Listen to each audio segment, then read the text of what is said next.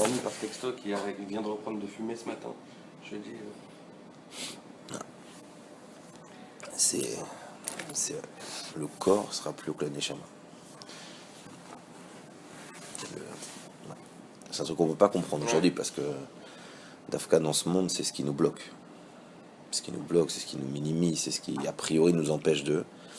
Et là, tout le travail qu'on fait avec la Neshama dans ce Olamazé, quand il y aura le dévoilement de Dieu, donc le dévoilement de Dieu dans quelque chose qui est matériel, il est en réalité beaucoup plus grand que le dévoilement de Dieu dans quelque chose qui est spirituel.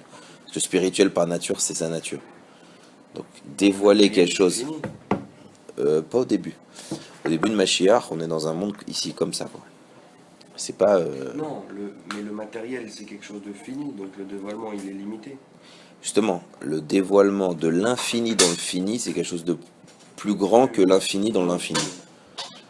Donc ça veut dire que c'est vraiment quelque chose de puissant. C'est pour ça que le corps, je te dis, moi j'ai participé plusieurs fois, je dis pas Baruch Hashem parce que c'est pas le but, mais j'ai participé plusieurs fois au lavage du corps d'un mort avant de l'enterrer, et c'est impressionnant. Alors c'est vrai que d'un côté c'est très dur, tu vois. Tu te rends compte, c'est bizarre parce que t'as deux visions très opposées. D'un côté tu te rends compte vraiment à quel point quand il n'y a pas la vie, alors après t'appelles ça la neshama, t'appelles ça le souffle, t'appelles ça ce que tu veux, le bronzage, mais en gros quand le corps il est sec, c'est-à-dire que la neshama elle est partie, c'est impressionnant comment ça devient grossier presque, tu vois, je veux dire, il est lourd, je veux dire, vraiment tu te rends compte que la vie, ta neshama, etc., elle donne un raffinement spécial, on se rend pas forcément compte quand on vit, tu vois, et ça tu le vois, c'est assez choquant quand vraiment tu te rends compte que il manque quelque chose, quoi. C'est bizarre, qu'est-ce qu'il a ce corps comme ça, tu vois. T'as déjà vu des gens dormir. Quand un mec il dort, tu vois. Mais là, non, tu sens que la Neshama, elle est partie, tu sens que la vitalité, là, Elokut, elle est partie. C'est ça qu'il y avait un. Ça, c'est la première idée. Et la deuxième idée, qui est hyper opposée, c'est quand tu vois tout ce qu'on fait pour le corps, tu te rends compte à quel point le corps, il est sain.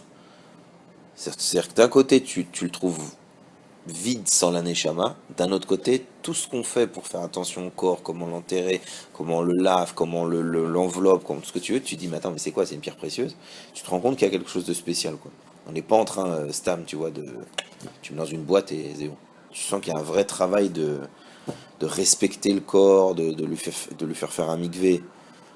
Tu te rends compte, chaque corps juif, il a un mikvé. Chaque corps juif, avant de s'enterrer, on lui fait un mikvé. Mais c'est un mikvé ou c'est un lavage? Un mikvé, il y a un mikvé aussi. Il y a un lavage, alors il y a deux systèmes. Il y a où ils jettent de l'eau sur le corps, où il y a souvent, dans beaucoup d'endroits, le corps il est comme sur une lancelle, quoi, une truc. Ouais. Et en fait, ils ouvrent en bas, ouais, ils le plongent, ils descendent le truc, ça le plonge dans l'eau et ça le ressort. Donc il fait un mikvé mamash. C'est un mikvé mamash. Donc c'est des trucs vraiment, je dis, c'est très opposé, parce que d'un côté tu te rends compte que le corps sans la neshama c'est vraiment grossier, enfin c'est vraiment a priori sans vie mais rien, tu vois. Et je te dis, même si t'as vu quelqu'un dormir, a priori c'est un peu le même truc, mais qui bouge pas, machin, etc. Non, c'est vraiment quelque chose, tu sens. Et l'inverse, c'est aussi, tu vois, tout ce qu'on fait pour le corps, tu te dis, waouh, c'est quoi, c'est un diamant, qu'est-ce qui se passe? C'est vraiment très spécial.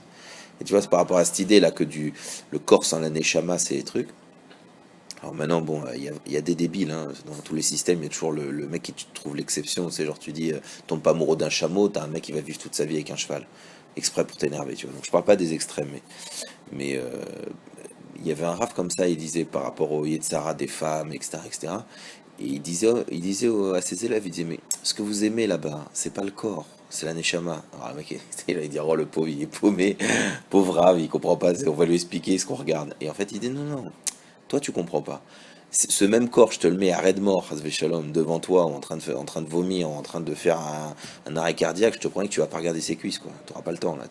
Pourquoi? Parce qu'en réalité, on comprend pas. C'est vrai que on a l'impression qu'on est bloqué sur l'extériorité, mais on comprend pas la force de la vie. C'est-à-dire que, à part, allez, on va dire, 8% de débiles mentaux qui seraient capables d'apprécier, je sais pas moi, les mains d'une fille quand elle est morte, allongée, toute blanche, la robe des gens, ils regardent plus. Une fois qu'il y a... Alors, ce qu'il te dit, il te dit, toi, tu comprends pas qu'en réalité, tu es attiré par la neshama, par la vie qu'il y a dedans. Alors, tu crois que tu es attiré par la plastique ou ce que c'est. Non. Je te mets la même plastique froide, tu vas pas bouger. Ouais, mais si tu mets la même neshama dans un autre corps, Et c'est pour, Dans le corps de Carlos. non, mais c'est pour ça que il voulait expliquer et en même temps, on va dire, démystifier cette espèce de fausse attirance qu'on a sur le monde matériel. Parce que on a une fausse vision. D'accord, c'est le cours. Dans la paracha de cette semaine, c'est regarde. Et par ça, il te dit, regarde Anochi c'est Hachem, Akadosh Baruch Hu, mais à un niveau très très haut. Il dit, regarde moi, Akadosh Baruch Hu, je mets devant toi les bénédictions et les malédictions. Et si tu écoutes, alors après c'est bizarre parce que tu as l'impression qu'il dit, enfin t'as pas l'impression, Rachid te dit que il y a les bénédictions et les malédictions. Tu demandes à n'importe qui, c'est quoi une bénédiction, c'est quoi une malédiction, il peut te faire la liste facilement, tu vois, une bénédiction, je gagne 100 shekels, une malédiction, j'ai perdu 200, une bénédiction, on m'a offert une voiture, une malédiction, j'ai crevé 3 fois la roue. C'est très très simple a priori de faire le tri entre bénédiction et malédiction. Et là, tu as l'impression qu'il te fait un tekes, tu vois, quelque chose d'extraordinaire, en disant, regarde bien, je vais te mettre devant toi les bénédictions, devant toi les malédictions, Keilou, c'est compliqué à comprendre, tu vois. Bon. Et surtout après, il te dit, tu sais, la vraie différence entre une bénédiction et une malédiction, c'est c'est la manière dont tu m'as entendu. Alors là, tu dis, alors là, je comprends rien de chez rien. D'abord, pourquoi j'emploie le terme de dire regarde la bracha, la malédiction? Qu'est-ce qu'il y a? Il a fait une liste de tous les kiefs de la vie, il a montré des photos des plus belles plages. C'est-à-dire quoi ce truc-là? Regarde la bénédiction, regarde la malédiction, et après il te dit, mais tu sais, la vraie différence profonde qu'il y a entre la bénédiction et la malédiction, c'est est-ce que tu m'entends? La bénédiction, c'est quand tu as réussi à m'entendre, quand tu m'as écouté. Et la bénédiction, c'est quand tu m'as écouté, et la malédiction, c'est quand tu m'as pas écouté. Et en fait, ce système-là, on va le décortiquer, on va voir que c'est le secret d'une vie spirituelle dans le Olam Hazé, d'une vie spirituelle dans ce monde. C'est ça le secret. Première chose, on te dit, regarde, il y a devant toi des malédictions et des bénédictions. D'abord, il faut comprendre quelque chose. Avant de comprendre le sujet de regarder, il faut comprendre bracha avec lala. Je te répète, le problème de la traduction quand tu dis bénédiction et malédiction, dans malédiction il y a mal. Donc ça veut dire c'est-à-dire que il y en a un où en gros c'est bon et il y en a un où c'est dégueulasse. Il y en a un où c'est sympa et il y en a un où tu souffres. Ça en gros c'est Hollywood. Il y a les gentils et les méchants. C'est très froid dans la traduction. Mais dans le mot en hébreu, klala, la malédiction, il y a plein d'aspects complètement différents qui s'ajoutent et qui donnent déjà une dimension à la malédiction très différente. Par exemple, Café, eau, café. ce qu'il y a, merci. Par exemple, la klala, la malédiction, klala, ça veut dire général, ça veut dire abîmé, ça veut dire léger. C'est quoi abîmé? Déjà, quand tu dis abîmé, par exemple, merci beaucoup. Par exemple, mon iPhone, ça peut être un super iPhone. Quand je l'ai abîmé, il est un iPhone. Mais du fait que je l'ai mal utilisé ou que j'ai mal fait ce qu'il fallait, il est abîmé maintenant. Donc déjà, tu vois, c'est pas si clair. Tout à l'heure, quand on se disait bénédiction d'un côté, malédiction d'un côté, c'était très clair. Il y en a un, c'est au top, tu mises 100 euros, et il y en a un, c'est rien, c'est choum d'avar, même tu mises pas un centime. Ça paraissait très froid comme séparation. T'as le bien et t'as le mal. Il faut savoir que cette séparation-là, on l'a intégrée en nous, parce que nous, on est né dans comme je vous ai dit, on est né dans une société qui d'abord t'a fait exister contre quelqu'un, c'est-à-dire tu es parce qu'il y a un ennemi, tu es la princesse parce qu'il y a une moche, tu es le prince parce que... Il y a toujours, il faut qu'il y ait quelque chose de mauvais, il y a quelque chose qui te contre, pour que tu puisses dire, ah, tu vois, moi. En réalité, la chassidoute, le Zohar, etc., et c'est même les chachamim se sont cassés les dents sur ça, on te dit, tu sais, en réalité, il n'y a qu'une seule chose, c'est Dieu. Donc c'est-à-dire qu'en réalité, c'est dur à comprendre, quoi. Alors Dieu, c'est aussi la Shoah. Tu réponds pas à des trucs pareils, mais en réalité, il n'y a pas ça ou ça. Il n'y a pas deux réchoutes, Razveshom. Il n'y a pas le Dieu et l'autre avec les cornes rouges. Ça n'existe pas, ça. Sarrakol, même quand tu remontes, il n'y a qu'une seule direction, il n'y a qu'un seul maître, il n'y a qu'un seul Dieu. C'est extrêmement compliqué de comprendre ça parce que En malasot, en bas, hein, il y a une réalité, j'aime ou j'aime pas, c'est bon ou c'est pas bon. Mais d'abord, il faut comprendre que quand on dit bénédiction et malédiction, faut pas trop. Faut essayer de dépasser le cadre qu'on a. Merci beaucoup. Faut essayer de dépasser le cadre qu'on a de dire bénédiction c'est blanc et malédiction c'est noir. C'est pas si simple. C'est pas si simple, c'est beaucoup plus compliqué que ça. Je donne toujours cet exemple qui est marrant, mais qui est vrai. Je vous l'ai déjà donné, je pense. Je vous l'ai donné sur Terminator, on peut le donner sur un dentiste. Moi, je rentre dans une salle. Là, dans un des bureaux, je rentre. Puis je vois un mec avec une grosse clé en fer ou avec une grosse pince en train de s'approcher d'un mec en lui écartant la bouche. Bon, bah, si c'est mon pote, je saute sur le mec, je retourne la seringue et je le plante. Alors, si j'avais pas vu qu'il y avait écrit à l'entrée dentiste, bon, je vais me faire engueuler, quoi. C'est-à-dire que, ouais, c'est vrai, quand tu vois un mec en train de triturer la bouche d'un mec, tu dis, mais c'est un nazi! Non, c'est un dentiste. Normal, ça fait mal, c'est pas génial, c'est pas sympa, c'est pas agréable, mais ce qu'il fait, c'est bon. Ça fait mal, mais c'est pour le bien. Bon, je parle pas du mec qui t'ouvre Razvé Shalom, tu vois, il est en train de te faire un scalpel, tu dis, mais ça y est, c'est un barbare. Non, c'est un chirurgien. Donc, vous voyez que pourquoi la Torah, elle a été forte, mais forte dans la profondeur des choses, elle t'a dit, regarde. Parce que maintenant, on va toucher un grand secret.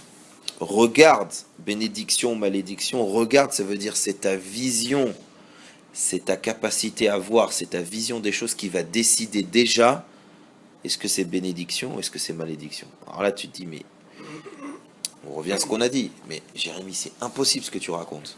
Parce qu'il y a une réalité concrète, faut pas délirer. Ouais, mais il n'y a rien de plus fort et de plus vrai et de plus réel que la vision, justement. Si je te dis, t'as entendu parler du truc d'Espagne? Ah non, ah ouais. Ben, t'as vu la vidéo, tu l'as vu, mais non, on peut pas te raconter des histoires. Donc, justement, c'est très bizarre parce que moi, tu peux pas me dire, selon la vision que je vais avoir, je vais prendre le chemin de la bénédiction, de la malédiction. Arrête tes bêtises. Si je rentre dans un hôpital, Shalom, c'est plus du côté malédiction, si tu veux, chez moi. En quoi ma vision, elle peut changer la vérité. Mais on te dit, mais n'oublie pas une chose. La vision, c'est justement une arme très réelle. Quand j'ai vu quelque chose, je l'ai vu. Donc d'abord, la Torah, elle vient te dire, regarde, ne pense pas que la réalité, elle est figée. La réalité, elle est figée par quelque chose qui s'appelle la vision. Exemple, je vois quelqu'un tomber. Je dis, waouh, le pauvre, il s'est déchiré. Ah, le pauvre, il s'est déchiré. Mais 2 secondes après, je vois une voiture passer à 200 km/h juste au moment où il allait traverser. Je me dis, purée, il s'est sauvé la vie, lui. Ça veut dire que notre vision, faut se rappeler, notre vision est limitée. Notre vision de la vie, elle est très limitée. Ce qui est une bénédiction, ce qui est une malédiction, où est le bien, où est le mal, c'est très très limité. C'est pour ça que Dieu te dit après, si tu veux pas te perdre, eh ben, il faut que tu écoutes ce que je te dis. Il faut que tu sois en écoute de ce que j'appelle mitzvah et ce que j'appelle avera. Pourquoi? Parce qu'on sait très bien qu'il y a des gens qui te disent, tu sais, j'ai vu des mecs, ils kiffent leur tête. Il y a un autre, il va voir la même scène, il va dire, ah, les pauvres, ils sont dans la mouise. Qu'est-ce qui change? On a vu la même chose. Simplement, d'abord, on n'a pas vu en réalité la même chose. La vision, ça paraît très clair. Voilà. Qu'est-ce qu'il y a sur la table? On peut le décrire. Mais si je gratte un peu, ta vision, la tienne et la mienne, c'est pas la même. Je ne parle pas que scientifiquement c'est comme ça, mais je parle au niveau profond, la vision d'un événement, la vision des gens, la vision d'une pièce, la vision, par exemple, quelqu'un qui a vécu toute sa vie à Tel Aviv. La plage, c'est sympa, mais bon, ça va. 1 heure, quoi. Ouais, la taillelette, c'est sympa, mais bon, ça fait 5 ans, 6 ans que je l'attends, alors ils ont plus fait du sable qu'un kiff.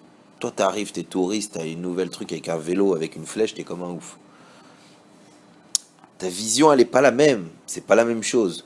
Quand t'as passé 1 an à moins 40 en France, on te donne un demi de rayon de soleil, tu peux pas t'imaginer que tu vas passer, ouvrir un bouton pour bronzer au moins le bas du col, c'est pas possible.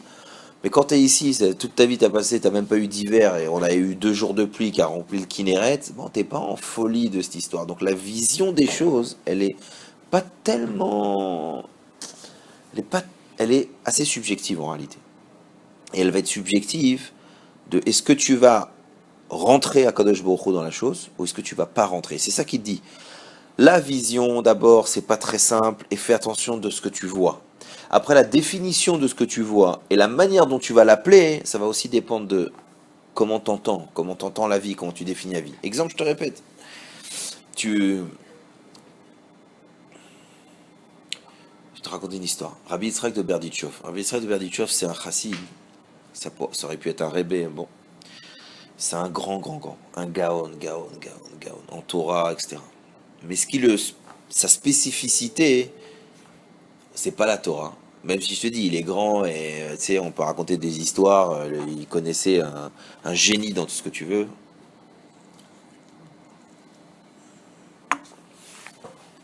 Mais sa spécificité à Rabbi Yitzhak de Berditchov, c'est il est appelé l'avocat du Ham Israël. Ça veut dire que l'agence tout risque, c'est lui. C'est-à-dire quand vraiment il y a mission impossible, tu vois. Quand vraiment il n'y a plus rien à faire, mais rien, le seul c'est-à-dire que faut comprendre, tu vois, on connaît pas ce système, il y a énormément d'histoires super belles, il y en avait une sur Tisha B'Av, incroyable, où au moment de la destruction du temple, du deuxième temple,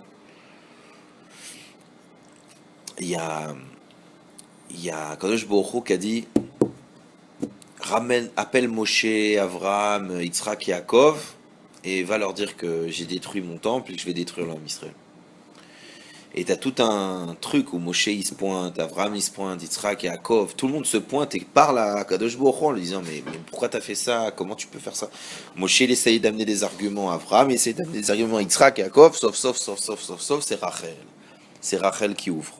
C'est Rachel qui fait en sorte que Kadosh Baruch Hu se fâche pas, hein, et qui va nous donner un troisième Beth Amikdash. Mais tu vois ce midrash qui t'explique comment il y a une espèce de conversation entre tous ces gens et Akadosh Baruch Hu pour leur dire mais tu peux pas faire ça, t'as pas le droit de faire ça, et pourquoi tu t'attaques à eux, et pourquoi tu les abandonnes, et tu crois qu'en les abandonnant ils vont être plus proches de toi, machin, enfin vraiment incroyable. Donc qu'est-ce que ça veut dire? On s'en rend pas compte, mais à chaque moment de notre vie, il y a des gens en bas et en haut qui dealent pour nous. Alors on s'en rend pas compte, mais c'est extraordinaire de le savoir. Ça veut dire que ta vision de la vie, c'est en même temps le din, le jugement que tu es en train de te mettre à toi et aux autres. Par exemple, je vais te donner l'histoire de Rabbi Yitzhak de Berditchov. Rabbi Yitzhak de Berditchov, il est appelé l'avocat du Ham Israël. Ça veut dire que quand la situation elle est gravissime, celui qu'on va siffler, c'est lui. Pourquoi? Parce que toute sa vie, il a eu un regard particulier. Exemple, je vais te raconter une histoire, tu vas tout de suite comprendre de quoi on parle.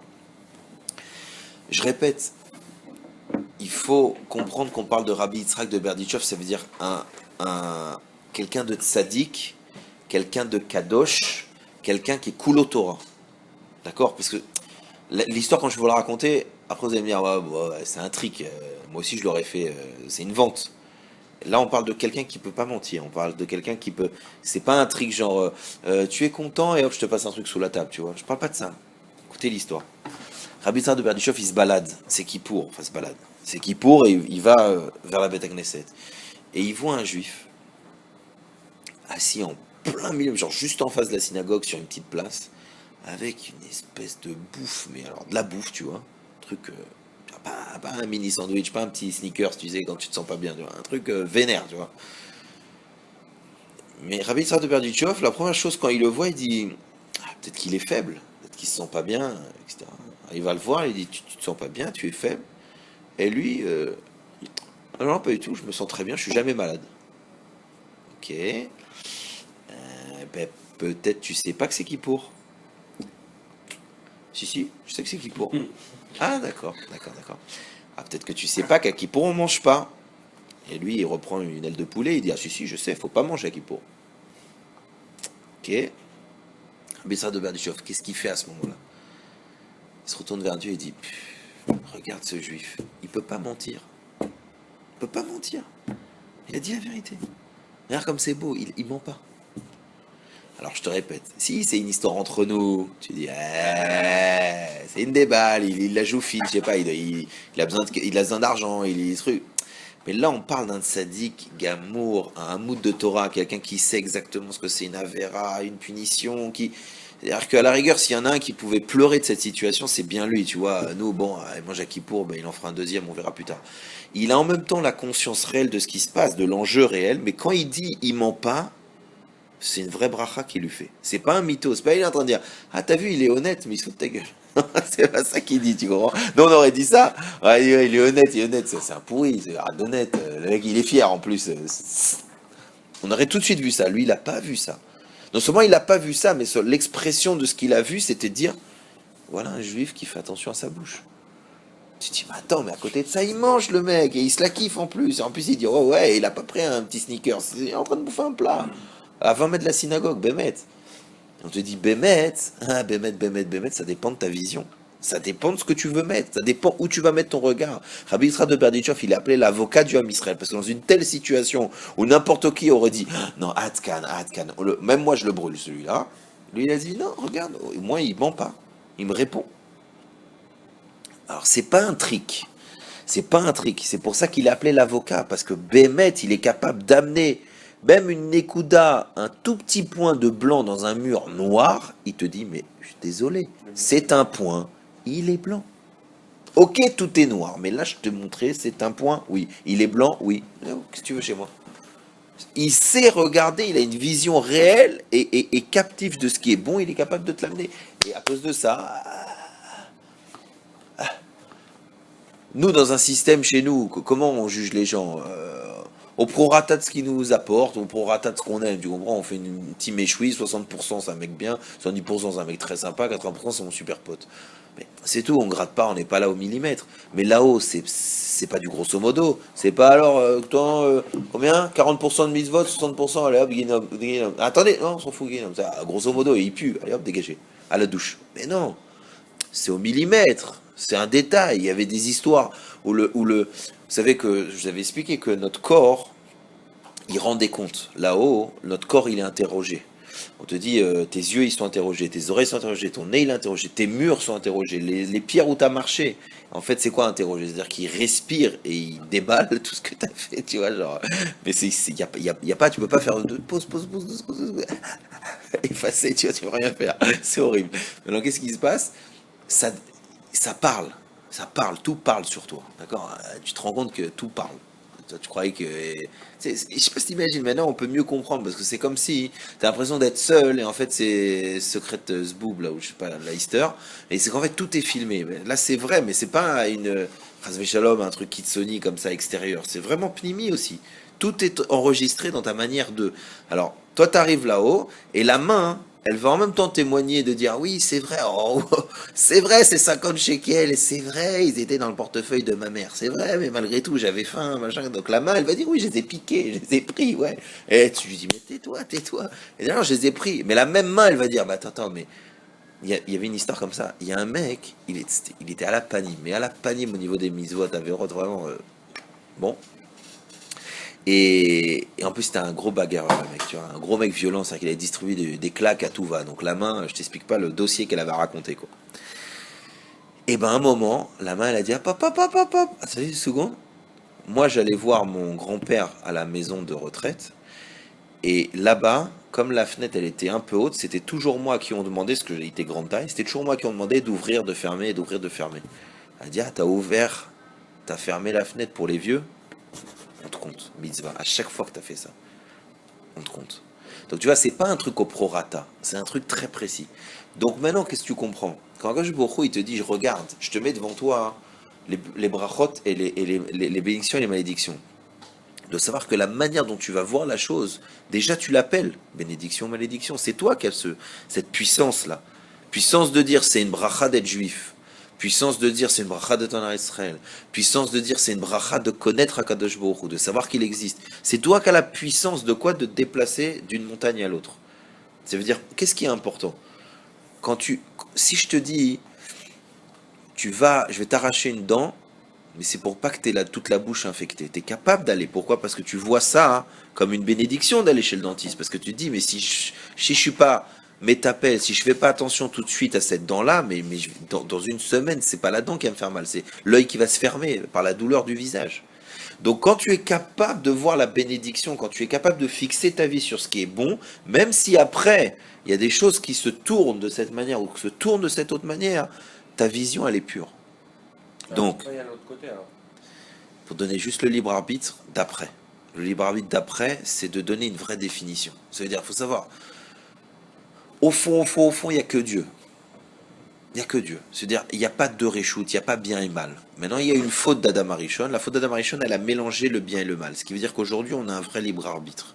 C'est quoi un vrai libre arbitre? Ça veut dire que tu dois faire un choix. Tu dois faire un choix de quel type de vie. C'est pour ça qu'Akadosh Baruch Hu te dit, regarde. Mais toi, tu vas lui dire, mais moi, je veux bien regarder, mais dans ton monde, en tout cas, celui où moi je suis, la vision du Kodesh. Dans la Torah, par exemple, il y a écrit, tu fais Shabbat, tu choisis la vie. Tu fais pas Shabbat, tu choisis la mort. Je connais des gens qui ont bien vécu jusqu'à 120 ans, sans le Shabbat. Et moi, je connais des gens, Chas v'Shalom, qui ont vécu très mal avec le Shabbat. Alors, je te dis, tu vois, c'est quoi ton problème là, à ce moment-là? C'est ta vision. Toi, t'appelles bien et mal. C'est toi qui dis que lui, il a mal vécu, il a bien vécu. Moi, je vais te montrer que lui, celui que tu dis qu'il a bien vécu, c'est une catastrophe ce qu'il a vécu. Alors, ça veut dire quoi? Ça veut dire que, n'oublie pas la deuxième étage. Il te dit, c'est selon comment tu regardes les choses que tu sauras dire ça c'est une bénédiction, ça c'est une malédiction. Et surtout, comment tu vas vérifier? Qu'est-ce qui te prouve que c'est une bénédiction? Ce qui te prouve, c'est que tu as réussi à entendre et à faire la volonté de Dieu. Ça, c'est une bracha.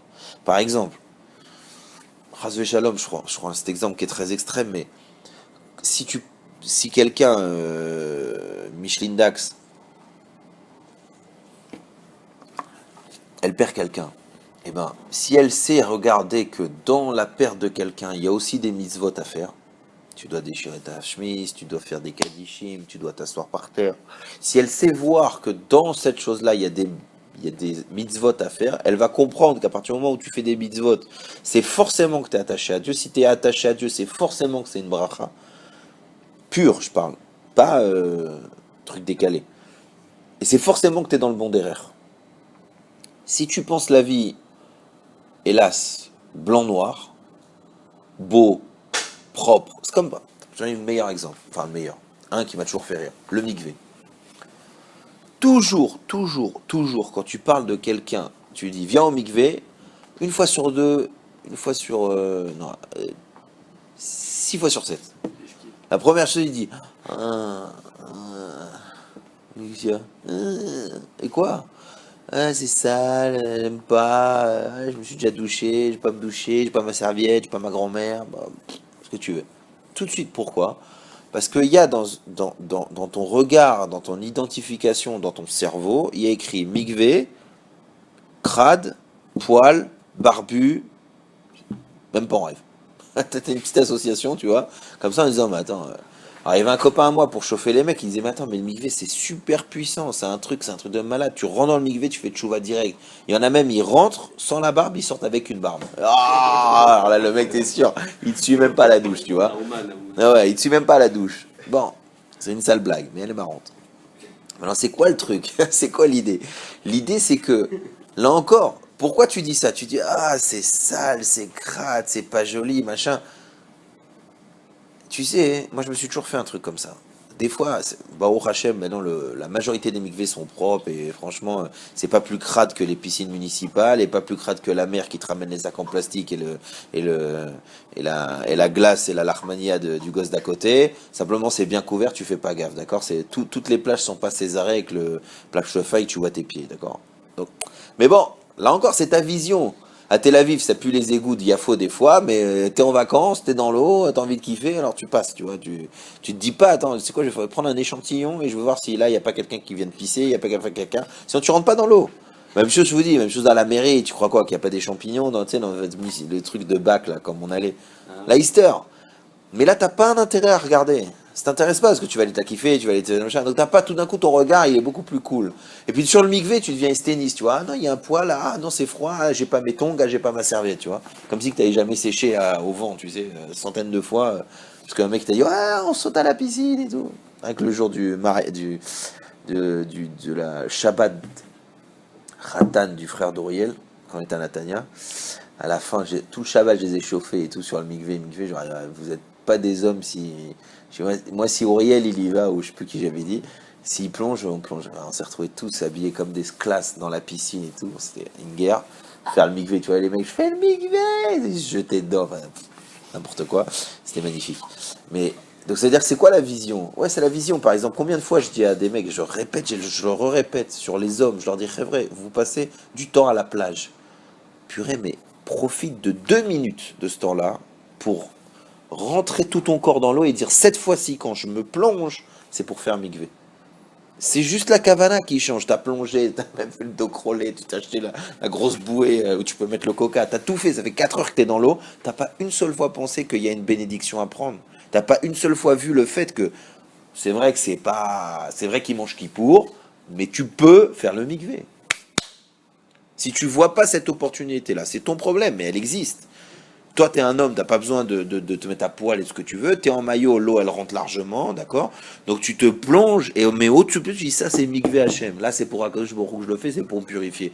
Ah, bah, là, quand tu ressors, ça va te faire bizarre la purification. On s'en fout, arrête de faire le malin. Si tu appelles ça une bracha, c'est une bracha, point. J'y arrive pas à manger cachère, mais le jour où tu es dans un restaurant cachère, tu fais la mitzvah de manger cachère? Oui. Je fais pas les brachot, mais le jour où tu t'associes à un zimoun et que tu fais birkat, tu l'as fait? Oui. Alors tu comprends que la vision qu'on a, elle est fausse. Si tu veux toujours faire Hollywood, pardon, si tu veux faire toujours Hollywood 100% ou 100%, tu feras jamais rien. Si tu as une vision que c'est une mitzvah et que tu peux la faire, attrape-la. Le vrai problème, c'est quand tu vois, tu louches, ou tu es presbyte, ou tu es myope. Ça veut dire que tu as une vision qui est faussée. Par exemple, je te parle pas de... Ce que Rabbi Yitzhak de Berdichov il faisait, c'est qu'en plus il a une vision kafsrout. Ça veut dire qu'il trouve toujours la nekuda bonne qu'il y a dans chaque personne. Ça, c'est encore un autre niveau. Mais je te parle bichlal. La première chose que Dieu il te dit, c'est regarde le monde, parce que dans le monde, j'ai caché des bénédictions, j'ai caché des malédictions. En tout cas, il y a une manière dont tu peux faire mon ratson, il y a une manière dont tu peux ne pas faire mon ratson, ma volonté. Donc toi, ton enjeu, l'enjeu de ta vie, c'est d'avoir une vision juste de ton rôle, une vision juste de ce que tu peux attraper. Et donc c'est pour ça que la première chose, il est écrit dans la Gemara que n'importe quel juif, il est malé mitzvot karimon. Il est plein de mitzvot comme les grains d'une grenade. Et bah, grenade, c'est pas mal déjà en termes de trucs. Tu dis quoi, n'importe quel juif? Quoi, même le mec, il s'en fout? Ouais. Pourquoi? Parce qu'Akadosh Baruch Hu, il est écrit, il a voulu les akot et Israël, il a voulu les rendre purs, les rendre trucs. Donc il a fait un système où, entre guillemets, tu sais, c'est comme si tu rentres au casino et dès que tu as passé la porte, tu as déjà 50 euros sur ton compte. Avant même que tu aies joué. Alors, à Akadosh Baruch Hu, il a joué ça. Le but, c'est de nous purifier, le but, c'est de nous donner du mérite. Donc, il a tronqué qu'il y a un libre arbitre, mais en réalité, même dans ta démarche ou dans ta marche sans Dieu, en réalité, tu as déjà un- une manière de fonctionner qui fait que tu t'engranges, tu ramasses des mitzvot. D'accord? Par exemple, si... alors, il nous a pas fait une mitzvah de respirer, parce que sinon on serait au top, mais par exemple, il a fait une mitzvah de marcher en Israël. Donc quand tu marches, tu gagnes des points. Ouais. Même quand tu vas en boîte. Même quand tu vas là-bas. Tu sais, il y a une discussion qui fait flipper. Une discussion extraordinaire. Vraiment, faut la lire et la relire et l'étudier. Mais bon, faut s'accrocher. Il y a le Rav Mordechai Eliyahu, dans cette salle, et le Rabbi, qui se voient. Donc, le Rav Mordechai Eliyahu, il va voir le Rabbi aux États-Unis. Et ils ont toute une discussion sur un Pérec du Tanya qui explique que à partir de combien de juifs il y a la Shrina. À partir de combien de juifs ensemble il y a la Shrina, il y a la présence de Dieu. Alors là, ils discutent, il y en a 10, il y en a 3, il y en a un, même 3, mais 10, bah, toute une discussion. Et après, ça glisse en disant, oui, non, mais pas quand ils font, enfin, ça dépend ce qu'ils font, c'est-à-dire que 10 qui sont en train de taper la carte, qui a rapport avec la Shrina maintenant, tu comprends dire, là, ils jouent. Et le Rabbi, il est en train d'expliquer, il tape la carte, mais c'est un juif. Et c'est-à-dire que le Rabbi, il explique, et le Rav Khaleu, il dit, non, mais attends, mais là, et le Rav Khaleu, c'est un Mekoubal, c'est un Tzadik, etc. Mais ils sont en train de travailler le fait que dire, à partir du moment où il y a un juif, le regard, il est tellement différent. C'est ça que tu dois jamais oublier. La vie d'un juif, la neshama d'un juif dans un corps juif, dans ce monde, c'est pas la même vision. C'est pas parce qu'on marche comme tous les hommes que c'est la même chose. C'est pas parce qu'on boit que c'est la même chose. C'est pas parce qu'on se marie que c'est la même chose. Non. C'est pour ça qu'à chaque geste que tu fais, à chaque chose que tu fais, toi, tu es juif et il y a quelque chose qui fonctionne différemment. Tu peux avoir des mérites, tu peux avoir des avérots, tu peux tourner le monde dans le bien, tu peux tourner le monde dans le mal. Ça, c'est être juif. Et on le sait pas, pourquoi? Parce que notre vision, elle est étriquée. On comprend pas qui on est, on sait pas ce qu'on doit faire, on nous a jamais dit ces choses-là. Donc on se dit, ça a l'air, j'essaye d'être gentil, j'essaye d'être sympa, j'essaye d'être un bon papa, j'essaye d'être un bon mari, et c'est tout. Qu'est-ce que tu veux chez moi de plus? Qu'est-ce que tu veux chez moi? Je gagne mon argent nettement, qu'est-ce que tu veux? Qu'est-ce que je veux? Je veux que tu regardes. Je veux que tu regardes qui t'es, je veux que tu regardes ce que Dieu il a fait pour toi, je veux que tu regardes ce qu'il te demande. Je veux que tu regardes que tu es juif. Et donc être juif, c'est pas normal. C'est pas stam. C'est pas que stam. C'est beaucoup plus que ça. Et c'est pour ça que, comme je disais tout à l'heure sur l'enterrement ou sur ce que tu veux, la vie juive, elle est, elle est, elle a un regard spécial. Je te répète, dire Modéani tous les matins, c'est une compréhension de Dieu et une compréhension de l'homme qui est très haute. Nous, on se dit, bon, Sachakol, je dis 12 mots, Modéani, Fanecha, machin, enfin, je sais pas combien, 12 ou je sais pas combien. Tu dis, bon, Stam, voilà, qu'est-ce que j'ai dit? Merci d'être né. Merci que je me suis réveillé. Ben, tu peux le faire d'une autre manière, tu vois. Ton réveil, il sonne. Tu t'étires, tu dis, oh, elle était belle cette nuit, bon, Hachem, je suis content. D'accord, c'est la même, d'accord, t'es content. Oui, mais ce que tu comprends pas, c'est que puisque tu es juif, quand tu dis Modéani, Lefanecha, Melecha, Evekem, Shchezata, Mishmati, Verenachama, Emunatecha, cette phrase-là, elle est tout un concentré que toi et Dieu, vous avez un lien spécial. Que maintenant, grâce au mot que tu as dit, grâce à la phrase que tu as dit, il y a une dimension nouvelle. Je vous donne une histoire très connue, ultra connue. Et là encore, c'est pour nous faire réfléchir sur la vision qu'on a du monde. La vision. Le Dalai Lama, donc c'est un prêtre bouddhiste de haute voltige, c'est le grand rabbin des bouddhistes, des Indiens. Mekubal et Loki, chez les Goïms.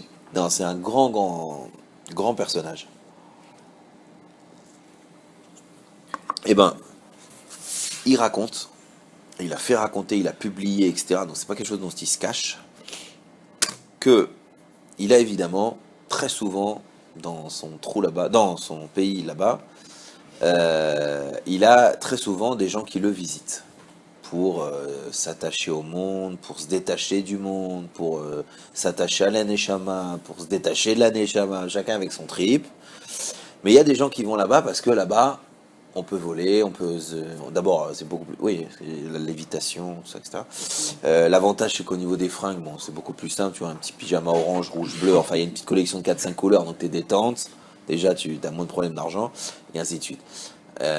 Donc, il y a des gens, dans leur poursuite de qu'est-ce que je fais, qui je suis, pourquoi, j'aime le monde, je déteste le monde, je l'adore, je veux le plus, etc., vont dans ce genre d'endroit.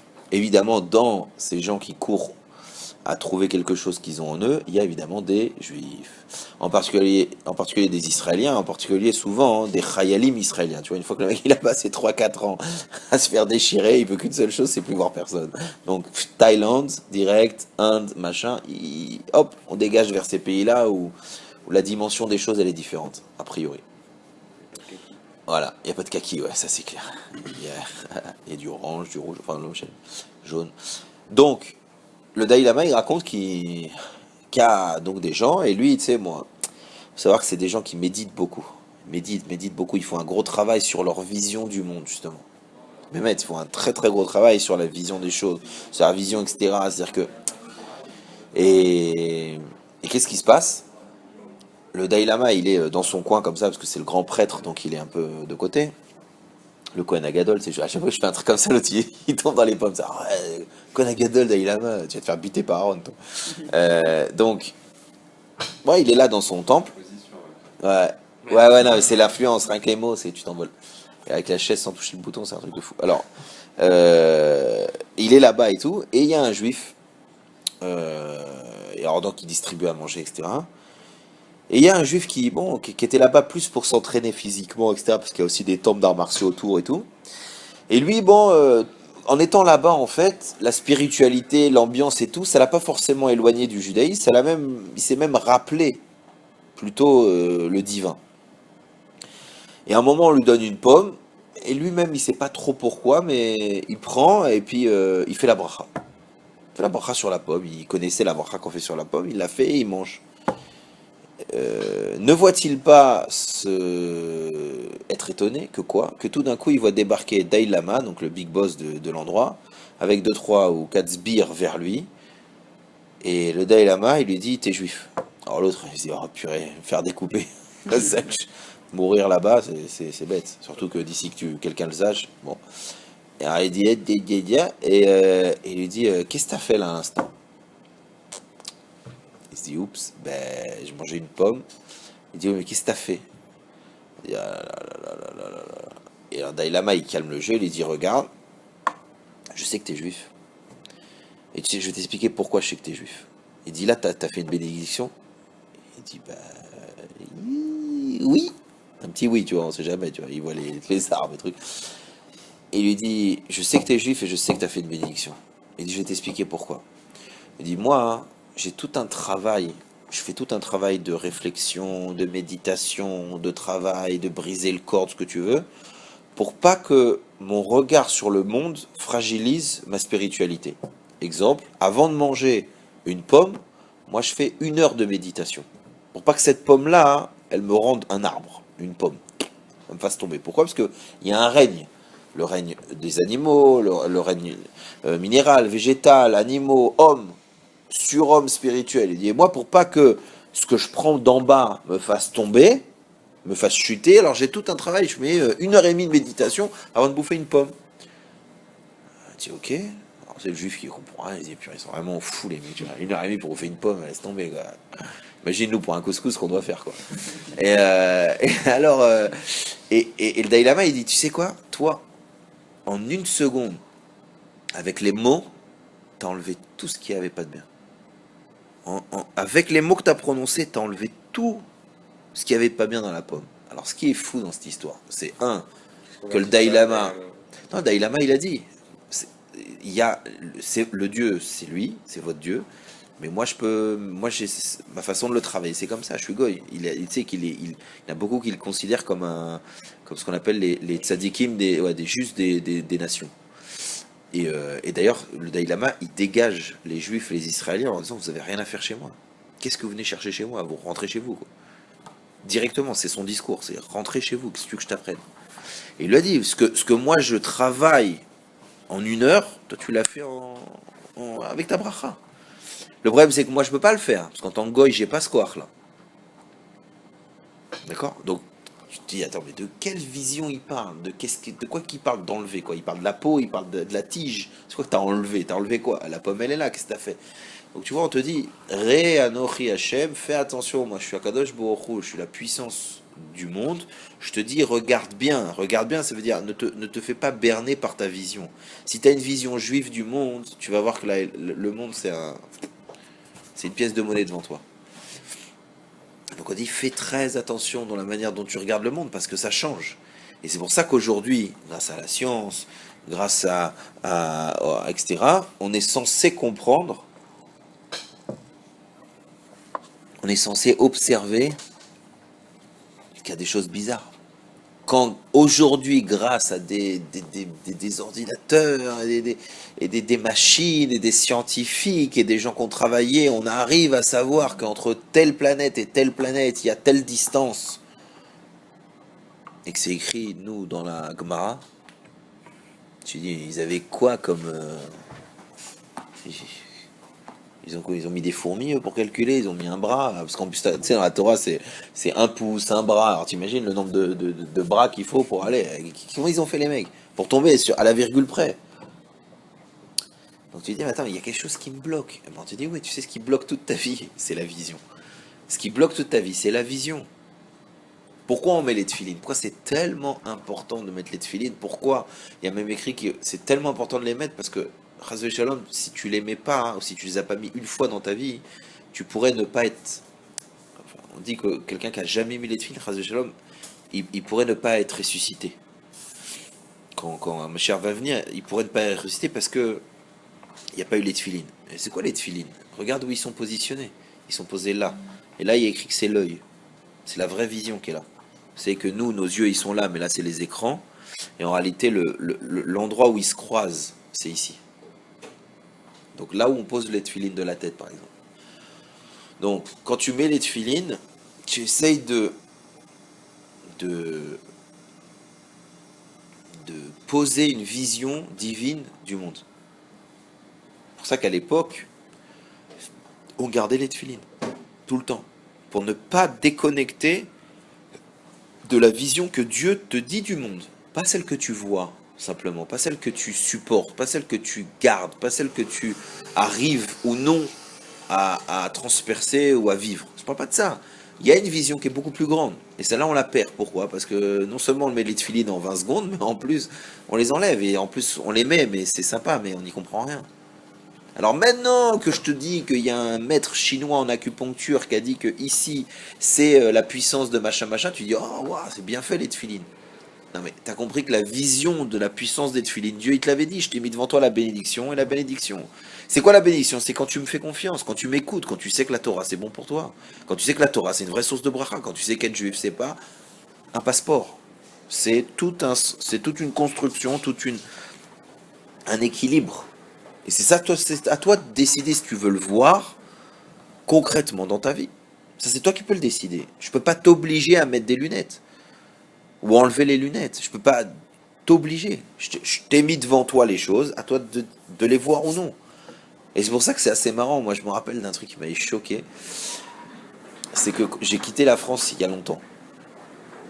Et à l'époque, j'étais pas aussi excité dans la religion, on va dire. D'accord? Et, et quand je suis rentré en France pour visiter mes parents, tout d'un coup, j'ai eu la vision de mon quartier complètement différent. Par exemple, je me suis dit, purée, mais il y a 7 synagogues autour de chez moi quand même. Autour de chez mes parents, il y a 7 synagogues. Purée, il y a 3 mikvés. Purée, il y a 4 offices. Il y a 5. Pourquoi avant je le voyais pas? Parce que ça faisait pas partie de mes définitions. J'en avais rien à faire qu'il y ait une synagogue, de toute façon je rentrais pas. C'était pas une angoisse qui est mincha à 15h, mincha à 16h, parce que son mincha, je sais pas ce que c'est. Mais tout d'un coup, dès que la vision de la chose, elle est importante, tu découvres, ah, il y a un mikvé, ah, on peut manger cachère, ah. C'est comme quelqu'un qui va dire, ah, Tel Aviv, c'est la ville de la nuit. Et l'autre, il va dire, ah, je sais pas, moi, c'est là où il y a mes shivas. Mais c'est la vision de ce que t'en fais. Mais la vision, c'est pas une petite chose, parce que la vision, c'est la chose, je vous répète, la plus réelle, la plus forte. Quand j'ai vu quelque chose, c'est profond chez moi. C'est vrai, c'est face à moi. Donc on te dit, fais attention. Ta vision, elle va te tromper si tu sais pas regarder le monde avec les yeux d'Akadosh Baruch Hu. Ça veut dire avec ce qu'il a défini comme ce qui est bien et ce qui est défini comme ce qui est mal, ben, tu vas t'embrouiller. Et après tu vas me dire, ouais, ça marche pas, je suis pas heureux, c'est pas sûr. Mais est-ce que c'est tellement important? Est-ce que c'est tellement vrai? Ah, ça dépend de toi, fils. Ça dépend de où tu mets tes yeux. Quelle vision tu veux avoir des choses. C'est pour ça que Akadosh Baruch Hu, dans cette paracha, il te dit, regarde, moi je veux pas te tromper.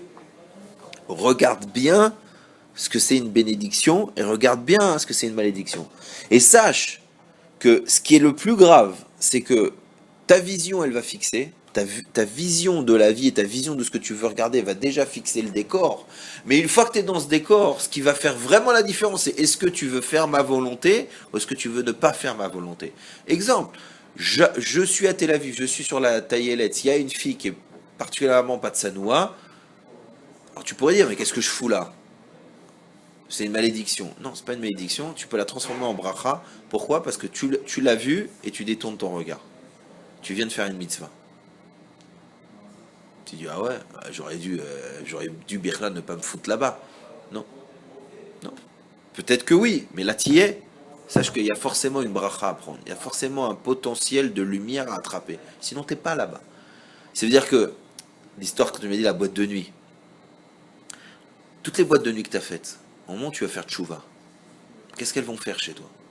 Chaque boîte de nuit, chaque pas de danse, chaque chose où tu t'es raté, ça va être quelque chose qui va te rendre plus amer, plus triste sur toi-même, plus capable de dire j'ai déconné, plus capable de dire Dieu, est-ce que tu m'aimes vraiment? Ça va te mettre dans une situation où que ta tchouva elle va être plus profonde, plus réelle, plus grande. Et plus que ça, la main qui avait mis des coups de poing, aujourd'hui qu'elle met les tefilines, c'est tous les coups de poing que tu es en train de les kadesh. On dit que quelqu'un qui fait tchouva be'ahava, c'est-à-dire tchouva parce que il aime Dieu maintenant et il veut essayer d'arranger sa vie, toutes ces avérotes, on les compte comme des mitzvot.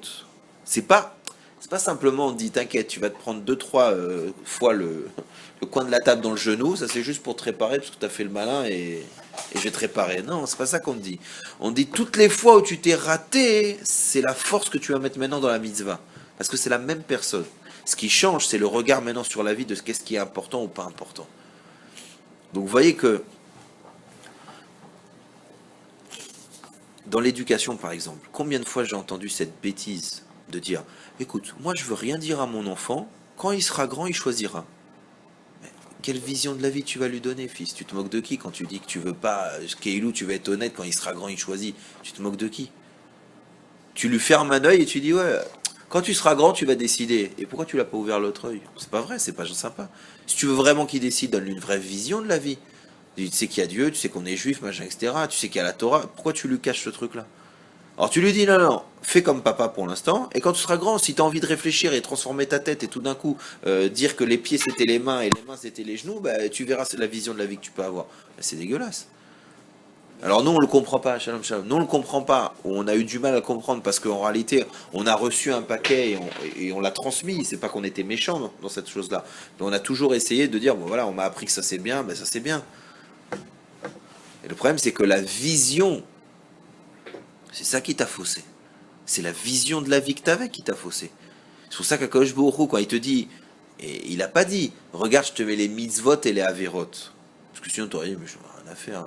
Excuse-moi, mitzvah avera. D'abord, je peux te kipper sur la tête, donc si tu veux chez moi, mitzvah avera. Non, il a été intelligent, que je Baruch Hashem, il nous connaît bien.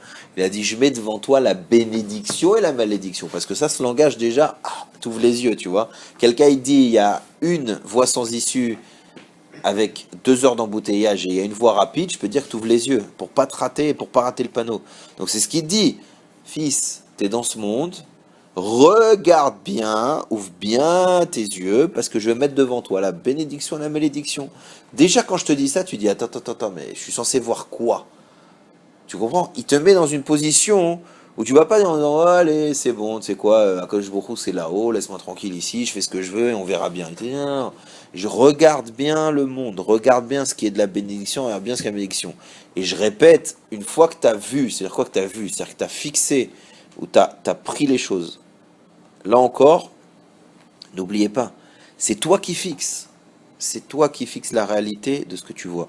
Exemple très simple. Rabbi Yochanan ben Zakkai, il était à la sortie des mikvés des femmes.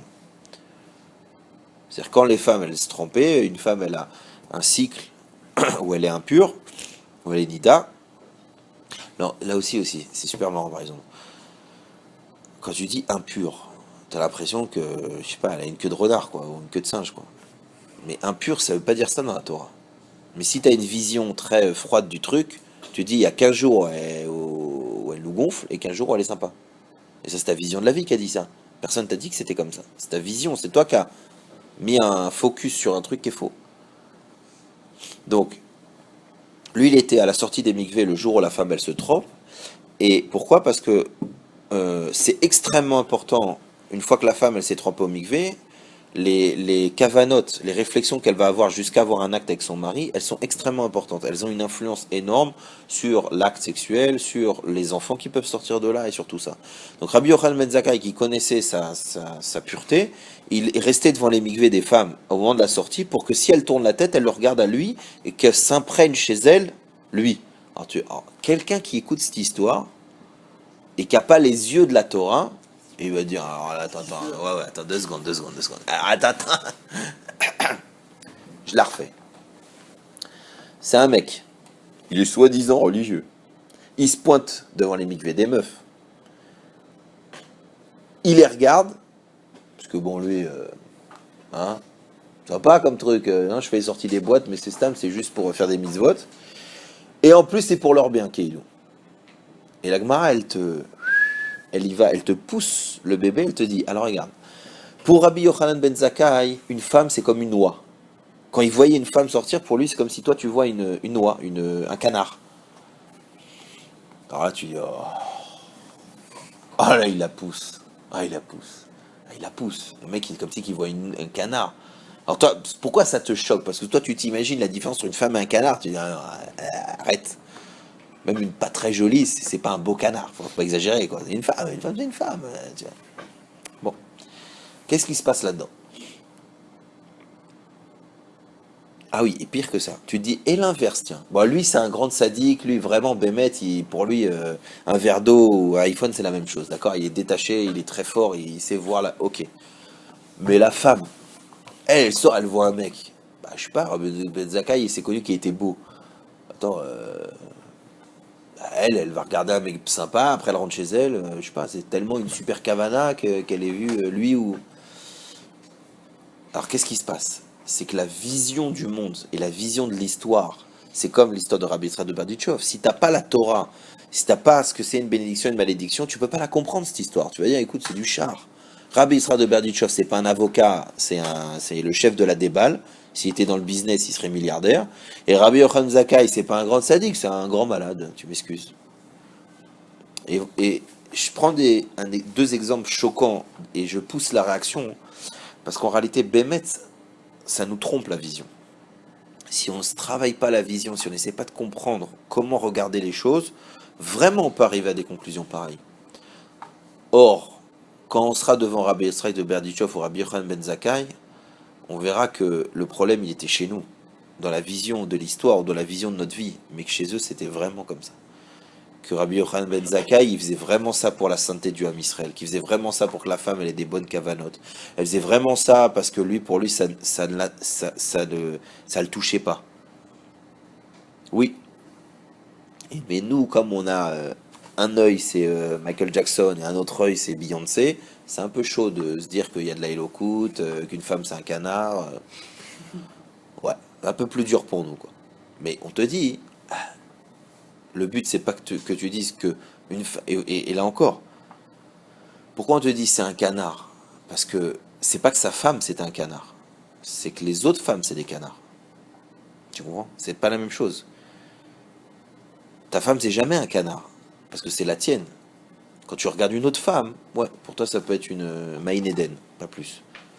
C'est ça la force. Pourquoi? Parce que la vision. Il y en a une, elle m'est permise. Donc il y a tout à prendre là-bas. Il y a tout à révéler. Il y en a une, elle m'est interdit. Donc tout ce que je peux voir là-bas, c'est un truc qui va me faire tomber. C'est bon, Nigmar. Selon la vision. Mais si je dis non, mais t'es sympa, mais ça n'a rien à voir. Mais en plus, c'est elle qui a besoin. Et puis de toute façon, ça mange pas de pain. Et puis, tu sais, j'avais toujours aimé, pendant des années, moi j'ai une grande sœur.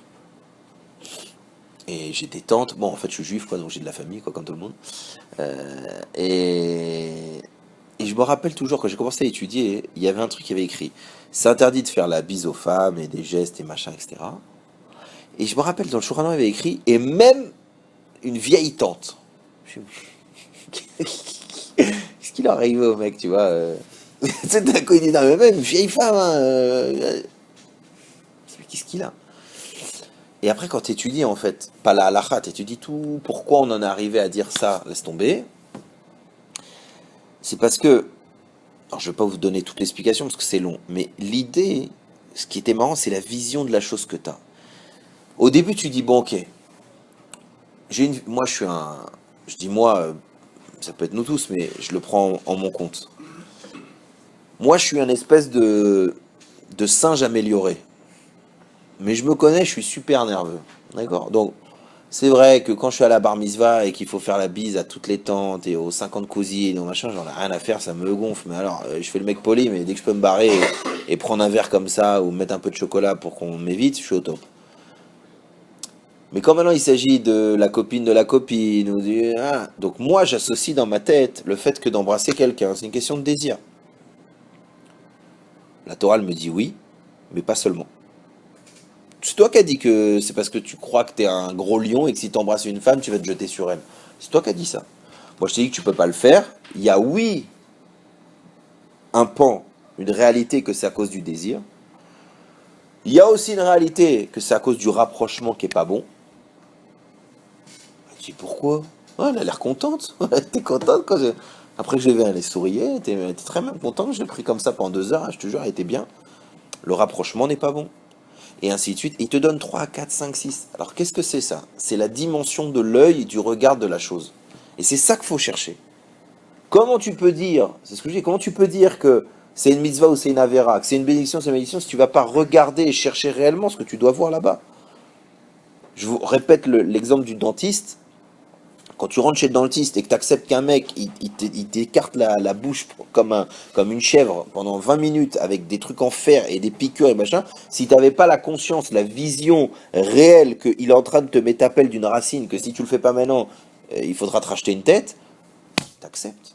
T'acceptes, tu comprends que là ça fait mal, mais c'est normal, que là il tire, que c'est normal, qu'il faut revenir 2 fois. T'acceptes, pourquoi? Parce que tu as une vision juste de la chose. Quand Shborou il dit c'est comme ça, dans tout. Si t'as pas une vision juste de ce que c'est une mitzvah, une avéra, une bénédiction, tu peux te rater. Et on te dit, mais pourquoi t'as peur de ça? Pourquoi tu comprends pas qu'il faut faire attention à ce que tu vois? Réellement te poser la question. Je répète, je veux pas faire le lourd parce que il y a le Yetzirah, il y a plein de choses qui rentrent, il y a l'éducation, il y a le... il y a la voie Hashem, tout simplement. Faire la volonté de Dieu, c'est un travail. C'est pas un suppositoire, sinon on l'aurait tous mis et on serait tous des tzadikim. Donc, c'est un travail profond avec des étapes, avec des chutes, avec des façons de se relever. Mais malgré tout, je dois travailler ma vision des choses. Un célibataire, il a cette obligation de pas faire la bise aussi aux femmes. Oh. C'est pas que les hommes mariés. Ça peut lui... Dafka, c'est marrant parce que... Surtout les célibataires. Non. Non, parce qu'un homme marié, sa femme elle est nidée à 2 semaines, il va pas aller coller sa joue aux autres femmes alors qu'il touche pas sa propre femme. C'est-à-dire, ça, c'est une des raisons qui est donnée. Elle est extraordinaire, elle est super belle. Parce que par exemple, tu peux jouer le rôle d'une femme. Par exemple, moi, moi, je suis chasser de l'argent. Toi, t'es une caissière. Tu me donnes de l'argent dans la main. Donc, on se touche. C'est-à-dire, à le pied à la rapure, il n'y a pas de problème. T'es pas ma femme, donc c'est pas grave.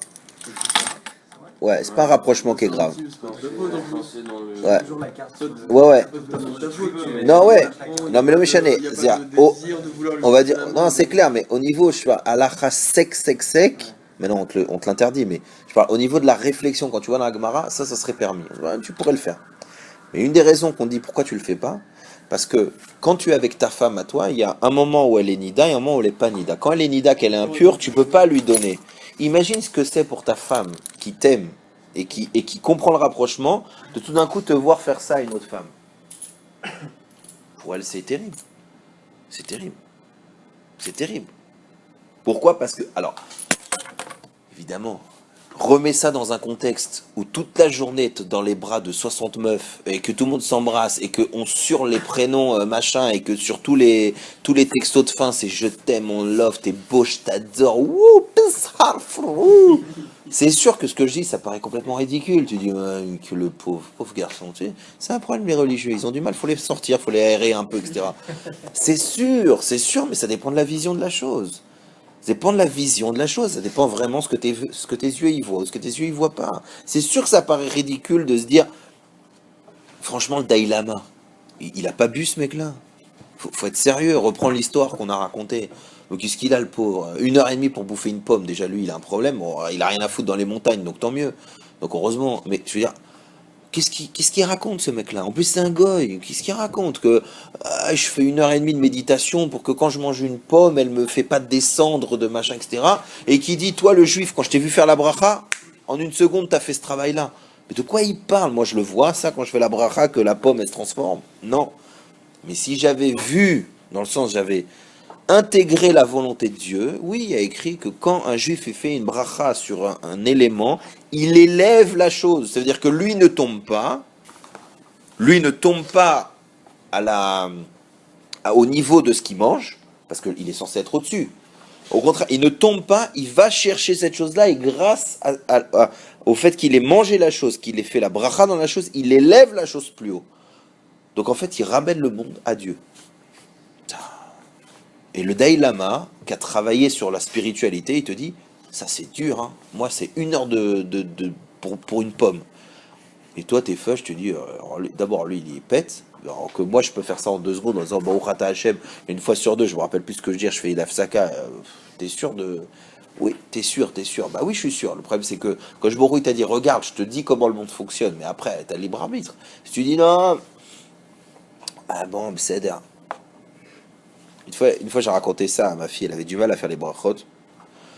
Et mal à saute, c'est vrai, c'est compliqué, c'est dur, et des fois on sait pas, et puis surtout quand tu es le seul à le faire, alors là c'est vraiment la guerre, tu te dis. Et moi je dis toujours à mes élèves, il n'y a pas d'endroit où il n'y a pas Dieu. Donc Dieu il sera là où tu le mets. Tu es à la plage, c'est-à-dire j'ai aucun problème, vas-y, va. Mais va faire ton mikvé justement. Profite, t'es là-bas pendant une minute, de tous les plongeons que tu vas faire, fais-en un, c'est pour le mikvé. Pour ça. T'es là-bas, tu vas bouffer un truc. Mets 2 secondes un t-shirt sur la tête, fais la bracha et mange. Qu'est-ce qui va se passer?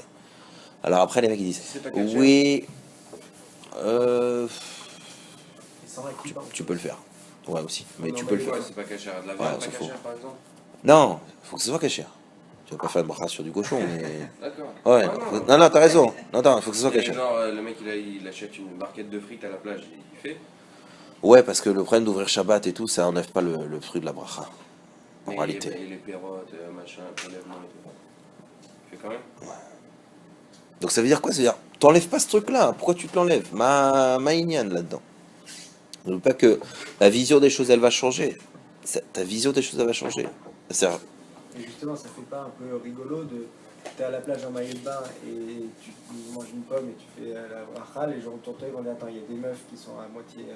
Alors, c'est dénudées, exact- etc. Il nous lâche un peu. Hein. c'est exactement, je vais te dire. Tu là dans le bus quand t'as 5 meufs en jupe devant. T'as raison, c'est une vraie C'est question. problématique, le bus, parce que t'as rien demandé, mais la plage, Non, tu non, vas. le bus tu peux pas faire, t'es illibre si t'as une meuf devant toi comme ça. T'as raison, c'est une vraie question, mais je te donne ma réponse. Enfin, c'est pas vraiment la mienne, hein, j'ai des rabbinim derrière, mais c'est une façon de voir. Il y a des gens qui te diront,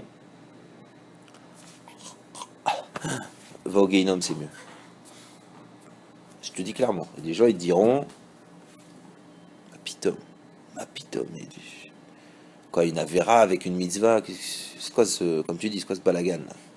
C'est quoi ce truc? Tu te fais des teilim et t'as ta meuf dans les bras? Où tu te crois? En vacances? Moi, je te dirais autre chose. Je te dirais, vois plus haut. Regarde encore plus haut. L'echatrila, au début, dans la manière de faire, fais bien. Fais pas exprès d'aller bouffer ton sandwich et faire netilat avec la douche de la meuf qui est en face. T'es lourd. Les khatrila essaient de faire bien les choses, c'est vrai. Bedi Avad, une fois que t'es dans un système où tout est pas halak, n'oublie pas que la mitzvah elle est toujours là. Exemple, à ce moment-là, 90% des mariages sont pas cachers. Pourquoi?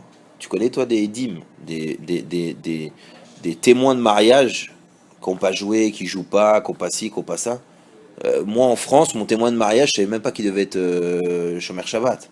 C'est le rabbin qui m'a dit. Alors après j'ai cherché dans ma tête, est-ce que j'ai un juif un peu religieux dans le coin, tu vois. Alors après j'ai dit, bah, vous voulez pas être témoin vous, monsieur le rabbin? Et qui me dit que le rabbin il est sérieux. C'est-à-dire, il n'y a pas de limite là-dedans. Quand tu te maries, tu sais le nombre de ch'touillottes que tu racontes sous la choupa, que tu as un truc, tu t'embrasses, combien de trucs, ils se marient et ils s'embrassent et après il y a la grand-mère qui m'a embrassé, le machin. Alors qu'est-ce que tu fais? Pour faire une mitzvah, on peut pas. Ce que je te dis, ça n'existe pas ça. Le fait de faire une avéra pour faire, je te dis, Chilul Hashem c'est très compliqué. Il faut savoir que pour faire Chilul Hashem, dans la définition du Chilul Hashem, C'est pas par hasard. Chilul Hashem c'est pas, nous dans Maritaïn, là encore, Maritaïn, il y a une liste. Maritaïn, il y a une C'est liste. sûr qu'il va faire la Shonara sur lui. Non, Maritaïn, c'est une liste claire aussi. Maritaïn, c'est pas par exemple, c'est pas moi qui décide de ce qui est Maritaïn et c'est pas moi qui décide de ce qui est Chilul Hashem. Il y a des définitions claires. Chilul Hashem, c'est d'abord il faut avoir pour faire Chilul Hashem, il faut avoir une madrega, il faut avoir un certain niveau. D'accord. Deuxièmement, il y a certaines conditions qui doivent être remplies, un certain nombre de personnes, tout ce que tu veux. Comme tu as dit, donc chaque chose elle a une définition. Maintenant, nous, de la même manière qu'on dit à un mec, t'es un sadique. Bon, de la même manière, on dit, un Chilul Hashem, c'est fait, c'est la Shonara, t'es dégueulasse. C'est le même système. On ne sait pas peser réellement qui est quoi. Mais non, là encore, c'est sûr qu'on ne doit pas faire des avérotes en disant, je vais à la plage pour faire tchouva aux gens. Bon, d'un autre côté, là encore, la vision, c'est très différent. Je donne un exemple très simple. Et c'est pas pour me protéger parce que je m'en fous d'abord. Et en plus, C'est dangereux de dire ça quand même. Non, De quoi non, Attends. je te dis, les Khatrina, tu vas pas Non, mais là-bas. moi, je vois. C'est une fois que tu y es, Moi, je mais vois moi, ça la arrive plage. jamais une fois que Moi tu y es. aussi. Les Khatrina, tu vas Avec pas. mes enfants, ma femme, Moi je aussi. vais à la plage. moi aussi. Je me mets en maillot de bain. Moi aussi, t'as vu ma gueule. Hein. Ouais, non mais. À la C'est-à-dire plage que- publique. Ouais, moi. où il y a tout À le la plage monde. de ma grand-mère, à la plage. Je vais à ma Voilà, plage. je sais Ouais. pas, ça se voit C'est pas la trop les façon yeux, mais j'ai la- comment tu vois les choses. Je vais à la plage là-bas, mais je me sens pas mal à l'aise d'être Moi- avec des femmes maillot de bain parce que je suis avec ma femme et mes enfants et je vais pas m'accuser. Je t'explique. T'as raison. Parce que C'est Ça, ta, d'un ça côté, c'est. donc ça me permet de faire la Non mais brasse, ça c'est changer un ta, truc. ça c'est ta vision. Moi, tu veux que je te donne la mienne. Moi, j'ai plus de cheveux en bas qu'en haut, donc ça se voit quand même. Même si je veux mettre un t-shirt noir avec rock and roll, et on va vite voir que je suis pas rocker. En tout cas, pas dans tout. J'ai une kippa sur la tête ou une casquette. J'ai des tzitzit que j'enlève jamais. J'ai un t-shirt que j'enlève. Ouais. J'ai un t-shirt que j'enlève jamais. Je me mets pas torse nu. Pas parce que c'est interdit, parce que je n'aime pas, etc., etc. Il y a ma femme, elle est avec un maillot de sniout. Mes enfants, ils ont un maillot de sniout. Ma fille de 6 ans, elle a un maillot de sniout comme sa mère, etc. On est affiché comme religieux, c'est pas shoot. Moi, je peux pas le cacher. J'ai pas envie de le cacher, Birkla. Maintenant, je dois aller à la plage. Non, je dois ou j'y vais? Attends. C'est un kiff. Non, non, non. Ah, un kiff. Je dois y aller. Je dois y aller où j'ai besoin d'y aller. Non, non, si on parle de kiff, on n'y est pas là. Parce que moi, c'est pas un kiff d'aller à la plage Bichlal. On s'en fout, à la rigueur. D'accord, ouais, mais- Non, mais à la rigueur, on s'en fout. Personne n'oblige d'aller à la plage. C'est pas t'as un Non. film, tu vas à la plage. Non, Non, mais T'as- il y a des t'as aussi parents où raison. il doit avoir, T'as raison. Dabahem, il doit aller Non, avec ses parents à t'as la raison. plage et tout. T'as raison, mais regarde, je t'explique. C'est Moi, je décide. moi, j'en ai rien à faire d'aller à la plage. J'aime pas ça, j'aime pas le sable, j'aime pas me baigner dans l'eau crado. Il y a rien que je kiffe là-bas. Choum Davar. Et encore moins le paysage, pour être clair. Mais non. C'est une discussion, ça, avec ma femme, Dafka. Avant qu'on parte. Elle me disait, tu sais, Jérémy, j'aimerais pas être à ta place. Elle me dit, j'aimerais pas être à ta place. Parce que, tu sais, moi, je m'en fous, entre guillemets, j'ai mon maillot de sniout. Bon, Hachem, je fais attention à moi. Moi, j'ai pas un interdit, oui ou non, de regarder ça. C'est pas un endroit, forcément. C'est vrai que ça me gêne au niveau de l'éducation pour ma fille, parce qu'elle peut voir certains comportements, etc. Mais elle peut le voir au canyon, elle peut voir n'importe où. Les comportements, etc. Et évidemment, nous, dans notre chita, hein, on n'est pas de se dire, on habite à Bnei-Brak, comme ça, elle va voir que des gens bien.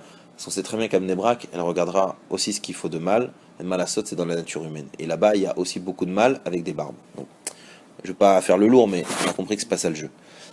Maintenant, elle me dit, je te plains parce que toi, pour ton avodat Hashem, c'est extrêmement dur dans un endroit comme ça. Shmirat Enaim, ce que les gens pensent, machin. Et elle sait que je m'embête. J'ai beau enlever mes lentilles et j'ai -7, donc je peux confondre ma femme avec un parasol. Personne ne le sait, ça. Personne ne le sait. Et puis quand tu te vois de loin, tu dis pas, oh, il est aveugle, le religieux. Tu dis, ah, il se la kiffe, hein. Eh ben, il est bien, hein, et il a l'air cool. Ok, non. Là encore, j'ai dû y aller plusieurs fois. Alors comment j'ai fait? C'est une grande tannée. Une grande tannée. Une grande tannée. Pas une petite tannée, une grosse sauce tonne aux sauces. Pourquoi? Parce que d'abord, je dois me faire... Je veux pas prendre l'ascenseur et passer par le kikar et salamachi et appeler le mec en disant alors 3 chaises, 4 parasols. D'accord? J'arrive comme un crevard par derrière, par machin. Je dois me faxer sur la plage. Évidemment, j'ai pris l'endroit où la dernière chaise, elle coûte 30 000 shekels, parce qu'après, il y a les lions et les rochers. Évidemment, après, la première macolette, elle est à 300 mètres en marchant, en courant, avec un bon rythme de sportif. Alors, il y a plein de trucs qui sont lourds comme ça. Et en plus, quand tu vas avec des gens qui, eux, n'ont pas cette sensibilité, ils te disent, mais viens, on se met là, il n'y a rien. Non, c'est bien. Et au moment où tu dis c'est bien, tu dis c'est presque bien. Hein, c'est presque bien. C'est limite bien, c'est limite. Et là encore, c'est la vision. Moi, ma sœur, elle peut pas comprendre. Alors, ce qui était sympathique, c'est vrai, et je vous l'ai raconté la semaine dernière, c'est que il y a une fois, on est allé au restaurant, on a fait un anniversaire, etc. Il y avait un anniversaire à un restaurant cachère, Baruch Hashem, parce que les bars de plage, il faut les trouver cachères. Donc là, c'était un restaurant cachère et tout. On était vraiment dans le coin, il y avait que ma famille et tout, mais il y avait des gens. Et les gens, quand ils vont à la plage, ils y vont pas pour ta gueule, ils y vont pour se baigner. Et pour se baigner, ils y vont pas comme ma femme, d'accord? Hélas. Et donc, quand ils m'ont vu, bah, les meufs, elles ont fait hop, demi-tour, elles se sont habillées. réhabillées un peu mieux. Elles sont venues après à table pour faire l'anniversaire de façon comme ça. Alors c'était sympa pour moi, mais sinon c'était une prise de tête. Donc ouais, c'est clair, il n'y a rien à foutre là-bas. C'est pas un endroit d'Avodat Hashem. C'est sûr que ça va pas aider. Maintenant, si pour X ou Y raison t'es là-bas, n'oublie pas que t'es juif. Moi, je veux pas me cacher que je suis religieux. Je vais pas sortir un OK Magazine pour me sentir plus à l'aise. Je vais sortir mon Dvar Malchut pour étudier. Parce que je vais faire quoi? Je vais faire un sudoku pendant 4 heures. Parce que je suis là-bas. Non, je veux être avec Dieu. Il est pas parti, Dieu. Je suis encore là. Et c'est pour ça qu'un mec il va venir me parler. C'est pour ça qu'après j'ai fait un shiur Torah. Alors tu vas venir shiur Torah juste à Tel Aviv sur la place, tout ce que tu as trouvé. C'est pas ce que je voulais, mais c'est ce qui s'est organisé. C'est pour ça que cette fille-là, quand elle s'est assise, elle s'est habillée, etc. C'est pas ça qu'il faut faire les khatri là. Mais une fois que tu es engagé, et moi j'étais obligé d'être engagé à ce moment-là, et j'ai dit à ma soeur, après et à mes parents, je dis please, s'il vous plaît, lâchez-moi la grappe avec ça. Arrêtez d'organiser à chaque fois un truc sur la plage, please. D'accord? Alors, tu vois qu'ils essayent de te faire plaisir. On s'est mis loin. Génial, c'est gentil. On s'est mis de côté. Super, c'est gentil. Parce que moi aussi, comme tu as dit, moi quand je vais à la plage, mon plus grand kiff à la rigueur, c'est de prendre mes enfants dans les bras et me baigner avec eux. Alors il y a des endroits, c'est hyper marrant, il y a que des familles religieuses et qui se laissent 10 mètres entre eux, tu vois. C'est vraiment, ils ont compris que, vas-y, ne m'en mettent pas, nous aussi on veut kiffer, on va à la truc. Mais là, c'est ce que j'ai dit une fois. Il y a une femme qui m'a dit, oui, mais c'est pas gênant pour toi? Je lui ai dit, et toi, c'est pas gênant? J'ai dit, ouais. Ouais, je lui ai dit, c'est toi pas gênant pour toi d'être comme ça devant moi? Ou devant. Je te renvoie la question. Moi, oui, c'est gênant. C'est gênant, ça m'embête, je suis pas bien, je suis pas à l'aise. Et c'est pas ce que je voudrais faire. Je dis, mais attends, c'est de ma faute si la plage, c'est devenu ça? C'est de ma faute à moi. Si les gens, quand ils allaient à la plage, ils feraient un minimum attention, j'aurais besoin, moi, d'aller me séparer, d'aller à côté de la plage des homosexuels pour pouvoir nager. Ce serait ma faute. Non. Si, par exemple, les femmes, elles étaient de Sanoua, c'est très très dur. En Putain. Israël, ils font attention à ça. Il y a des règles pour avoir des maillots de bain quand même. Mais évidemment, en France, c'est la guerre atomique. Moi, j'ai vu le mec, quand je suis allé pour l'anniversaire, là, j'ai descendu les ascenseurs de Natania, le mec, c'était pas religieux, hein. Le mec entré, il y a une meuf qui est rentrée en maillot, il lui a dit, hey, sors de l'ascenseur, t'as pas vu l'affiche? Tu t'habilles. Il y a une piscine dans un yishuv où ils ont fait heure sans règle, il n'y a personne. Heure, ce qu'ils appellent mishparti, et heure séparée. Heure mishparti, ça veut dire, on est tsanoua, on n'a pas le droit de se balader n'importe comment, mais on peut être ensemble. Tu sais le kiff que c'est? Tu sais le kiff que c'est? C'est-à-dire que les gens, ils rentrent, ils vont dans l'eau, ils ressortent, ils s'habillent, machin, tatata. Il y a toute une vision de la vie. Mais aujourd'hui, tu peux pas faire. Tu peux pas faire parce que... de quoi? C'est à côté de Jéru. Tu dis, c'est vachement intelligent de dire, écoutez, venons, on essaye. Mais là encore, c'est question de vision. Il y a la plage des religieux, mais c'est un jour homme, un jour femme. C'est ce que je te dis. Donc à partir... Garçon, t'es foutu, Et non seulement ça, et puis tu m'excuses, moi j'aime être avec ma femme. Mais mec, c'est triste à dire, mais j'aime bien être avec ma femme. C'est chiant. Non, c'est chiant. Donc, je reviens à ce truc. C'est clair que, je vais finir là-dessus, c'est vrai que la vision du monde, elle est importante. Attention, tu peux pas dire, allez, hein, on est clair, tu peux pas dire, aller à la plage, pas séparé, c'est une bénédiction. C'est vraiment te foutre dans la mouise. Même si tu l'es volontairement, tu peux quand même... C'est sûr que c'est pas génial. Je te dis, moi, ma femme, à chaque fois, elle me dit, base-les. Je sais que c'est dur, je sais que c'est un problème, mais base-les. D'abord parce que tu as un rôle aujourd'hui. Tu as un rôle, tu crois que les gens, ils vont faire la part des choses en se disant, ah, Jérémy, il souffre pendant 2 heures, machin, ils vont dire, ah, tu vois, il kiffe. Oh, tu vois que c'est pas si grave. Tu vois que lui aussi, il va comme ça. Donc si lui, il va, qu'est-ce qui me regrette que... Ouais, mais tu sais, c'est comme Rabbi Yochanan Zakkai et moi devant un mikvé. C'est pas la même chose. Rabbi Yochanan Zakkai, quand il est devant un mikvé, qu'il voit une femme sortie, il voit une oie. Moi, je vais voir une meuf mignonne, une meuf très mignonne. Alors, bah pourtant c'est les mêmes, oui, mais la vision, elle n'est pas la même. C'est aussi très important de comprendre ça. La vision de la vie, c'est aussi qui tu es. Et le fait que ça déclenche cette pensée chez les gens, c'est pas, ça interdit pas à des gens comme toi d'y aller? Je te dis, le Chilul Hashem, ou le problème de ça, ou du Maritaïn, c'est pas si simple. C'est pas tellement vrai. Maintenant, sans rentrer dans les pratim de la halacha, parce que tu peux trouver des terres pourriettes et des trucs. Bon, pour interdire, c'est facile, c'est pas chose. C'est tellement intelligent que pas besoin de trucs, mais tu pourrais trouver. Là encore, le problème c'est pas de trouver, je te répète. Il n'y a rien à foutre là-bas. C'est pas shoot, qu'il n'y a rien à faire là-bas.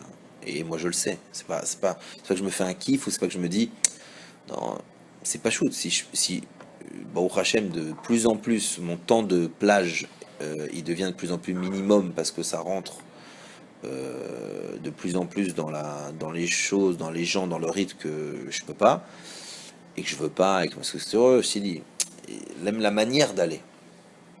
La manière d'aller, elle change. C'est comme quand, je veux dire, toi et moi on va dans un restaurant, il est cachère, c'est pas le problème. Ben, il y a la manière d'y aller. Je vais rentrer parce que je fais Avodat Hashem, je vais rentrer parce que je vais faire les brachot, je vais rentrer parce que je réfléchis que quand je mange, j'élève la matière, je vais rentrer et je vais faire une mitzvah, je vais rentrer et je vais faire un Dvar Torah. C'est complètement différent. Pourtant, toi, tu vois deux tables, deux gens qui mangent. Je vais boire, par exemple. Quelqu'un, il me sert de l'alcool. Il y en a un, il va dire, ah bon, ça va, c'est Shabbat, on sert du vin. Mais il y en a un, quand il boit du vin, il fait Avodat Hashem, il réfléchit vraiment à ce qu'il fait. Il y en a, il boit du vin, parce que c'est sympa, le vin, ça fait du bien. Donc faut comprendre que là, on parle pas de ça, parce qu'il y a Avera et Mitzvot, c'est assez clair que t'as rien à faire là-bas, tu comprends? On parle pas de ça, mais je te dis, même dans la vision des choses, faut pas se tromper. Rappelle-toi que Baba Saleh, s'il se grattait les cheveux, c'est parce que Dieu lui a demandé. Toi, c'est parce que ça te gratte. Et Baba Saleh, si à ce moment-là, il fallait arrêter de se gratter les cheveux, sa main, elle restait là. Sa main, elle revient pas ici. Parce que si sa main, elle revient ici, c'est qu'il faut qu'elle revienne ici. Ça, c'est la vision d'un juif. C'est très, très profond.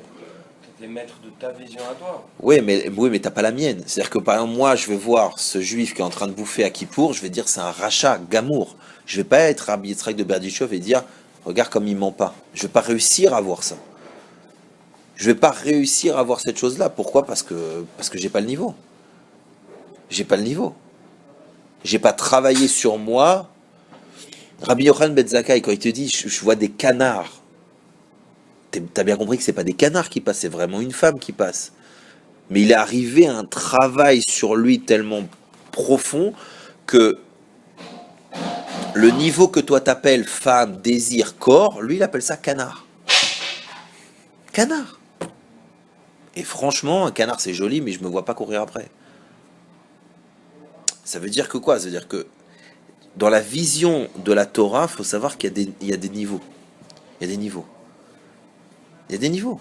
Baba Saleh, il peut aller à Gaza acheter une pastèque parce qu'il entend une neshama, une étincelle qui est cachée dans cette pastèque-là. Il y en a 40 et c'est à 30 000 km, 40 km de là où il habite. Il est capable d'entendre l'étincelle qui a besoin d'être élevée et d'arriver dans ce marché-là et de dire cette pastèque, non pas celle-là, celle-là. Toi, tu le vois quand tu manges toute la journée? Non, tu manges. Tu manges, t'as faim, t'as pas faim. Donc tu vois que la vision, plus tu as une vision, et plus tu as raison, il faut faire attention. C'est pour ça qu'il y a aussi une halakha, mais ça c'est pour répondre à ta question. Il y a aussi une halakha de tu dois faire attention au regard des autres, comme tu as dit. Quelqu'un, il va pas dire, je t'explique, Bémet, je te jure, il y a un rave, c'est un tzaddik, c'est un mekoubal, c'est un tueur à gages. Je dis pas son nom parce que l'homme est chané. Il est en France, à Marseille. C'est un rave, tu peux pas imaginer ce qu'il fait ce mec. Tu le vois dans un mariage, séparé ou pas séparé d'abord, avec sa kippa, sa barbe, il a sa femme avec elle, sa noix, sa femme, il marche comme ça. Un monsieur, c'était un barbu de plus, qu'est-ce que tu veux chez moi? C'est un mekoubal. C'est-à-dire que le mec, quand il te touche la main, toi tu crois qu'il te dit bonjour, lui il est en train de t'aider. Je t'explique, tu sais ce qu'il fait avec les femmes? Alors, si tu dis ça à Mnebrak, il te brûle ta barbe et la kippa qui va avec, d'accord? Je te mets au clair. C'est ce qu'il fait avec les femmes. Il fait pas des trucs. Mais combien... Je l'ai vu faire. Il respecte la halakha. Il s'isole pas avec une femme, il va pas la toucher, ce que tu veux, ok? Mais des fois, il donne à manger. Je l'ai vu. Alors, fallait voir la scène. Quelqu'un qui rentre et qui sait pas qui c'est ce rave-là, qui sait pas quelle est la kavana à lui, il se dit, mais c'est quoi ce porc? C'est quoi ce truc-là? T'as un mec barbu, d'accord, qui est assis comme ça avec une assiette. T'as une femme qui a un mariage, qui est blonde, sympathique, d'accord, avec les jambes croisées. Et lui, il est là. Tu dis, j'espère que c'est sa fille. sa petite nièce, sa petite tante, mais qu'est-ce qui se passe? Le problème, c'est que ce mec-là, il sauve des vies. Les gens courent le voir quand ils savent que c'est lui, parce qu'il se cache beaucoup. Et les gens, il y a des gens qui savent la bracha qu'il a, et ils sont prêts à plonger dans la plage avec lui. Maintenant, il y a qu'est-ce qui se passe? Ça dépend de toi. C'est-à-dire que le vrai problème, il n'est pas vis-à-vis des autres, il est vis-à-vis de toi. Ça veut dire que ce mec-là, il peut donner à manger à cette femme-là, parce que quand il fait ça, il fait Avodat Hashem. Le seul problème, c'est qu'il doit vérifier s'il fait vraiment Avodat Hashem. Parce qu'il peut tomber là-dedans. Moi, je donne des cours aux femmes. Il faut vérifier ce que je fais. Est-ce que je me fais plaisir? Je les drague? Je m'amuse? Ou est-ce que je leur transmets de la Torah? C'est pas facile à savoir. T'as des gens, ils disent non, tu fais pas. T'as pas le problème, tu fais pas. Tu parles pas à une femme. Ni chiour, ni rien ce que tu veux. Tu vas. Quoi, des femmes pas de sanoua? Chiour de Torah et nourrir quelqu'un. C'est vu comme. C'est une madresse. Là, c'est dans ta pensée. Dans la pensée, il est pourri et pas pourri, ça engage que lui. Non. Mais pourquoi? Attends. Non. Top. Attends. Pourquoi? Reprends son exemple qui est vrai, qui est de la halakha. Je ne peux pas faire une bracha devant quelqu'un qui a pas un qui souille. Comment je fais toute la journée devant ma mère, devant ma soeur, mon grand-père? Oh, mais ça se voit. Alors t'as des gens qui vont faire comme ça, qui vont dire Slicha, Yefchar les daber chez Yefchar les daber, d'accord, jusqu'à que la personne elle tombe dans les pommes, d'accord.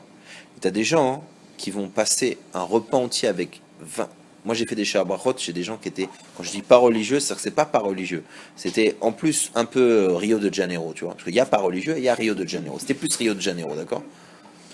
Ils n'ont pas senti une seule fois si j'ai fait Netilat, si j'ai fait Birkat, si j'ai fait ma prière, si j'ai fait Arvit, ils n'ont rien vu de tout ça. Pourquoi? Parce que j'étais là pour eux. Et pourtant, moi je sais avec lui si j'ai mangé sans faire la bracha, si j'ai mangé en vérifiant si c'était caché, et ainsi de suite. Lui il sait. Ma mère, j'ai passé un Shabbat chez elle, un Pessar chez elle, il y avait des choses qui n'étaient pas cachées, elle s'en est même pas rendue compte que je les ai pas mangées. Shum Davar. C'est que bien plus tard qu'elle a posé la question, qu'elle m'a demandé, et que je lui ai dit, ouais, tu sais, c'est bien de faire attention à ça et ça, qu'elle s'est dit, mais alors comment t'as fait la dernière fois? Elle s'était même pas rendue compte. Pourquoi? Parce qu'il y a la voda ici et la voda dehors. Alors là encore, comment tu fais? Comment tu fais pour faire une bracha, machin? Tu fais si tu sais ce que tu fais. Tu sais si tu travailles. Là encore, pourquoi ce Rav, il est tellement puissant? Parce qu'il s'est tellement travaillé sur lui, que ce que toi t'appelles, il sait pas de quoi tu parles. Ou s'il sait de quoi tu parles, il a travaillé déjà sur ça. Ça veut pas dire qu'il veut pas tomber. Il y a la lacha, il y a les règles, tu peux pas jouer. C'est pas je décide de ce qui me touche. Il y a des règles. Mais il y a aussi la vodat Hashem, mais il y a aussi le regard des choses. Je te répète, faire un cours à des femmes, il y a des rabbanim qui te disent même pas en rêve. Et encore moins à des femmes qui sont pas religieuses. Et encore moins, il y en a plein qui diront ça, plein. Mais aujourd'hui, mais aujourd'hui, ça marche plus. Pourquoi? Parce qu'aujourd'hui, la Torah, elle est dehors. Parce qu'aujourd'hui, les gens, ils viennent vers toi. Parce qu'aujourd'hui, c'est plus comme ça. C'est-à-dire quoi, c'est plus comme ça? C'est pas dire que le Shulchan Aruch, il est brûlé. Ça veut dire qu'aujourd'hui, tu peux pas t'amuser à faire ça.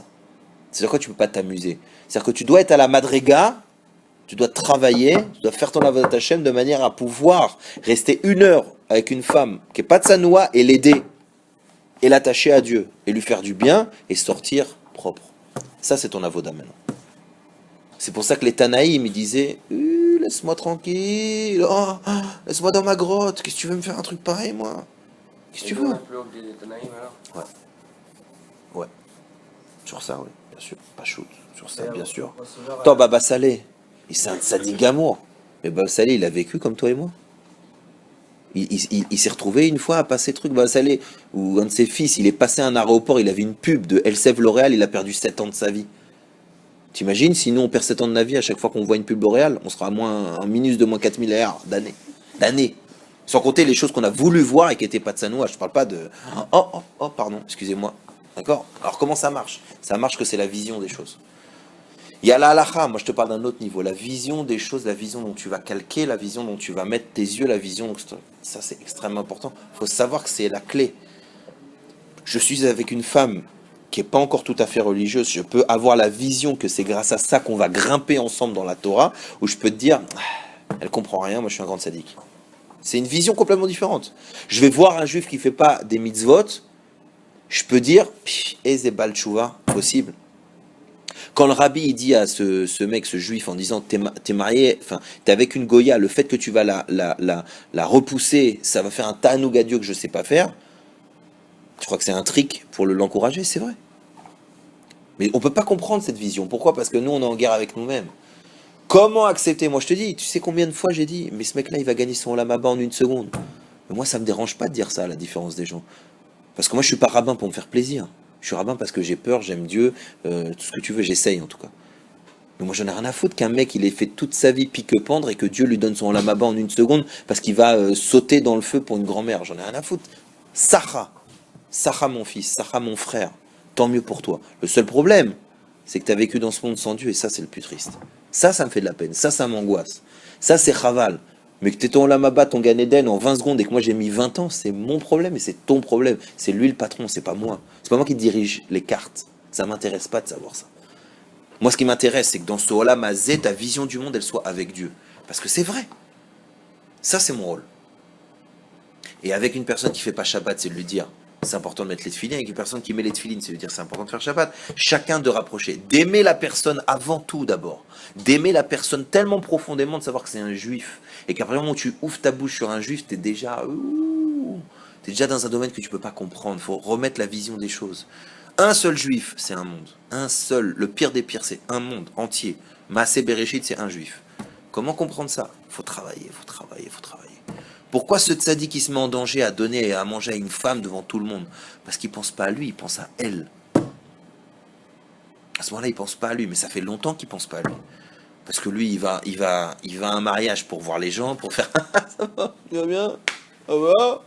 Il cherche son carton et la table. Il n'a rien à foutre. Il n'a rien à faire de ça. Donc c'est une vision qui est très différente, mais c'est difficile parce que moi, ma vision, quand je vais à la plage, je kiffe moi. Alors lui, c'est sûr qu'il kiffe. Ah, moi, quand je mange du saumon ou un truc, je kiffe. Donc lui, c'est sûr qu'il kiffe. Pas sûr. Moi, par exemple, je bois de l'alcool souvent. Pas souvent, mais tu sais, avec les gens, comme signe de rapprochement. Demande à quelqu'un qui me connaît très bien, demande à ma femme. Je déteste l'alcool. Je déteste l'alcool. Je déteste ça. Je déteste ça. Tu me verras jamais me servir tout seul, ou jamais. Je déteste ça. Alors comment je fais? Parce qu'à ce moment-là, quand je bois, j'en ai rien à foutre. C'est pas ce que je bois qui m'intéresse, c'est ce que je peux faire avec ça. C'est pour la personne d'en face. C'est un lechaim. Chaim, ça veut dire cham, yud yud. Réchauffer deux juifs ensemble. C'est pour ça que je bois. J'ai aucun intérêt, j'en ai rien à faire. Choum davar. Je déteste ça, ça me fait mal au ventre. En plus, je suis un âne, je fais pas la différence entre un whisky et du vin. En plus. C'est-à-dire qu'en plus, c'est insultant. Le mec, il me dit, alors, elle est belle. C'est du Sprite. J'y connais rien. Je suis insensible à ça. Qu'est-ce que je dis? C'est grave. Mais c'est comme ça. Mais je fais pour autre chose. Alors que quelqu'un, il va se dire, il se fait un petit Jack Daniels rock, hein, il se lâche le mec. Peut-être. Je m'en fous. C'est pas ça que je vise à ce moment-là, c'est autre chose. Donc tu vois pas que la vision, et c'est pour ça qu'il faut travailler notre vision des choses. Il faut travailler notre vision des choses. Notre vision positive du travail des autres. Quelqu'un qui sort toute la journée en boîte, et qui décide de pas faire la bise aux meufs, c'est énorme. C'est énorme. Peut-être que ça vaut chez moi de enfin finir le chasse au lieu de rêver. Peut-être. Qui distribue les cartes? Mais ta vision à toi, elle est extrêmement importante. On doit travailler sur la vision des choses parce que notre rôle, c'est de libérer la divinité. Et pour ça, il faut avoir un rôle de bracha. Trouver la nekuda de divinité qu'il y a chez l'autre. C'est ça notre rôle. Et après, sur toi, hein, tu utilises ton œil gauche. Est-ce que j'ai vraiment besoin de ça? Est-ce que c'est vraiment bien pour moi? Est-ce que c'est vraiment... Ça, pour toi, oui. Pour les autres, regarde avec l'œil droit. Soit Rabbi Israël de Berditchov, tu vois un juif à Kippour, à 10 mètres de la synagogue, qui bouffe comme un porc et qui te dit, je sais que c'est Kippour, j'ai faim, et je m'en fous. Et enfin, il dit pas je m'en fous, mais il n'a pas été chutzpah, mais il a dit, ok, oui, alors. Et je te finis là-dessus. Le rabbi, il a fait quelque chose d'extraordinaire que personne ne comprend, parce que là aussi, il faut avoir une vision des yeux de la Torah. Le rabbi, il a dit, notre génération, c'est une génération de Tinokot chez Nishba. Ça veut dire des enfants perdus. Alors toi, tu dis, oh, c'est joli, oh, c'est beau, c'est émouvant. C'est pas du tout émouvant. Tu sais pourquoi il a dit ça? Parce qu'en disant ça, et c'est un rabbi, s'il parle, comme ça, c'est écrit là-haut. En disant ça, Hein? Il n'y a plus d'avérote. En disant ça, il nous met tous comme des gens, tu sais, avec le L, le lamed de on est en entraînement, c'est ça qu'il vient de faire. Tu te rends compte ce que c'est? Tu sais comment il a réussi à faire ça? Parce qu'il a fait un travail d'amour profond sur chacun de nous qui fait que là-haut, c'est pas Rabbi Yitzhak de Berdichov, il y a que des avocats. Il a réussi à faire ça, mais il fallait le faire ce travail. Et quand il l'a dit, il l'a fait descendre, c'est-à-dire qu'il a envoyé ses shlichim se foutre là-bas. Je te dis, j'ai raconté cette histoire, un truc de fou. Et je finis parce que je suis très en retard, je vous ai bouffé du temps, mais c'est un truc de malade cette histoire. Il y a une fois des shlichim qui ont appelé le rabbi et qui ont dit Rabbi, Bémet, tu nous as envoyé, mais il n'y a rien là-bas. Qu'est-ce que tu veux chez moi? Il n'y a pas de cache-route, il n'y a pas de synagogue, il n'y a pas de minyan, il n'y a pas de mikvé, il y a pas... Ok, il y a 3-4 Israéliens, une dizaine de Juifs avec des ananas sur la tête. Mais nous, moi, il n'y a pas d'école, le mikvé, il a 20 kilomètres pour ma femme. Qu'est-ce que je fais? C'est ce qu'il lui a répondu le rabbi. Il a dit, s'il y a un Juif là-bas, il y a des Juifs, il a dit, oui, il y a des Juifs. Il dit, s'il y a un Juif là-bas, il peut vivre. Comment toi, avec la Torah, avec le fait que Kadosh Baruch Hu, il t'a fait le mérite que tu naisses dans une famille de Torah, que t'as des forces que lui n'a pas, si lui il peut être là-bas, comment toi tu peux pas être là-bas? Le mec il a dit, merci beaucoup. T'as vu la vision inversée? C'est une vision de folie, c'est la révolution, c'est la Géoula, c'est le Rebbe. Il t'a dit, c'est toi le pourri. Si ce juif il est là-bas, tu pourrais pas dire, excusez-moi Rabbi, mais il est là-bas, mais il fait que des avérotes. Et là, bon, tu le dis pas parce que c'est le Rabbi. Rabbi, il dit, je comprends pas. Si un juif, il peut vivre là-bas et que toi, tu as reçu la Torah, Dieu, il est proche de toi, tu sais qu'il t'abandonne pas, t'es cool au Torah, alors ta Torah, elle te rend plus faible. Alors tu dis, mais non, parce que moi, je peux pas prier, je peux pas machin. Ok, donc tu penses à ta gueule. Donc ta Torah, à toi, hein, c'est... On t'a dit, non, tu vas là-bas, parce que si un juif, il est là-bas, tu peux y être. Et toi, en plus, tu sais, tu vas y être avec la Torah, et c'est ce que tu vas faire, tu vas lui transmettre. Et là, c'est une révolution, c'est une révolution. Et je te répète, on est loin du truc. Au début, il faut savoir, je vous le dis et je vous le répète, vous n'avez pas connu cette époque, même si je ne suis pas beaucoup plus vieux que vous, mais moi, je me suis intéressé à ça à l'époque. Je vous rappelle, et il faut le dire, qu'au Kotel, quand il y avait les premiers stands Chabad de Tfilin, les religieux, ils prenaient les stands, ils les jetaient par terre, avec les Tfilin dessus. Quand le rabbi il a commencé à la Tfitz la Torah et dire il y a la Torah, elle est dans le monde, Akadosh Baruch Hu, il est dans le monde, là où il y a un juif, il y a Dieu. Et c'est à toi de le voir. Quand il a fait cette avoda là, les juifs, les religieux n'étaient pas prêts. Je te dis, ils prenaient le stand de Chabad avec les tefilines et les jetaient par terre avec les tefilines. Avec les mecs avec la kippa. Pourquoi? Bah pitom, tu mets des tefilines à des juifs qui comprennent rien, tu mets des tefilines à des juifs qui n'ont pas la kippa, tu mets des tefilines à quelqu'un qui fait pas ci, qui fait pas ça, qui papa, et le juif il a dit je vais faire, et le rabbi il a dit je vais faire la guerre, on verra qui a raison. Et qui a raison? Dieu est partout. C'est pas le rabbi qui l'a dit, c'est Dieu qui l'a dit. Enon milvado. Et cette guerre-là, aujourd'hui, ça te choque pas qu'un mec à Tachana ou qu'un chapeau, il vienne te distribuer des nérotes Shabbat dans un canyon à une meuf qui est pas Katsanoua, ça te choque plus. Pourquoi ça te choque plus? Parce que ça y est, il n'y a pas le temps. Qu'est-ce que tu crois? Quand la Géoula, elle va venir, tout d'un coup, les jupes vont s'allonger et les barbes vont se tirer. Non, la Géoula, elle va venir, on va se dire, oh là là là là, j'ai rien vu de toutes les mitzvot que je pouvais faire. Oh là là, je me suis moqué de lui. Oh là là, c'est mon frère juif. Oh là là, c'est Neshama Teora. C'est ça qu'on va voir. Et le rabbi dit, c'est quoi? Entraîne-toi avant. Essaye d'avoir une vision de Géoula. Essaye de comprendre. Fais attention à toi, renforce-toi, ne te fais pas des permissions, sois fort dans ta Torah, étudie, ne te dis pas, ouais, attends, lui il a mis les tefilines, moi j'ai fait 3 prières, attends, c'est lui que je sauve. Non. Mais, et la vision, comment Dieu y voit le monde. C'est tout. Et c'est un vrai travail, mais c'est le vrai travail. Ça, c'est Emet. Ça, c'est Emet. Ça, c'est Emet. C'est pour ça que mon père, il me dit, t'es mon barbu que j'aime. C'est pour ça qu'il y a des gens qui viennent me parler de choses, je parle pas moi, mais c'est un travail. C'est un vrai travail. C'est un vrai travail, c'est pas naturel. Naturellement, on est avec des flingues et pourquoi tu me regardes et tu regardes ta voiture et pourquoi tu... C'est ça la nature d'un homme, c'est grégaire. C'est toi contre moi, c'est Barcelone contre machin. C'est ça la nature de quelqu'un. Le rabbi il vient exploser tout ça. Il dit il n'y a pas de bien, il n'y a pas de mal, il n'y a qu'un seul Dieu, qu'un seul peuple. Courez, courez maintenant. Ratz, yalla, tout le monde ensemble. C'est un vrai travail parce que tu dois, comme tu as dit, en même temps te travailler personnellement parce que tu as un Shulchan Aruch et en même temps être capable de trouver la nekuda de blanc dans ce mur de noir. Et en général, ça se voit très vite. Quand tu fais un vrai avoda sur un mur noir, une pointe de blanc, tu la vois tout de suite. Il faut savoir que toi, c'est l'inverse. Si tu es tellement blanc, si on te fait une trace noire, ça se verra aussi. C'est comme ça. Tu vois la vision, comment elle est différente? Sur quelqu'un, c'est comme ça. Et comme ça, tu amènes la Torah. Comment tu l'amènes sinon? Comment tu l'amènes dans un monde comme le nôtre? Comment si tu fais pas ça? Impossible. C'est pour ça qu'aujourd'hui, là, il y a des cours, il y a des trucs. Regarde, attends, Bémet. Pourquoi des rabbins de Bnebra qui viennent à Ranana ou à Tel Aviv? C'est pour le Mezegavir. C'est parce que même avec tous leurs systèmes Keilou, oui, le rabbi il a tellement retourné le monde que même eux ils se disent allez, je prends sur moi 1 heure de mon saint temps Kadosh pour venir parler à des gens. Alors il se trompe dans la manière dont il voit les choses, mais pourquoi il le fait? Parce qu'en réalité le rabbi il sans pitié, il pousse tout le monde. Tu sais pourquoi? Parce que le rabbi aussi a dit au nom des tzadikim et du Harizal, etc., que cette Géoula, tout le monde sort. Tout le monde sort, il n'y en a pas 4/5 qui restent. Tout le monde sort. Donc même ceux qui se prennent pour on va les pousser. Ou ceux qui pensent qu'ils sont pas chaillards, on pousse. Ça y est, c'est un grand mataté et tout le monde passe. Personne ne se barre dans cette histoire.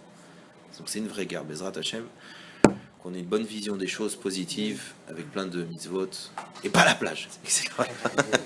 Allez, des bonnes nouvelles.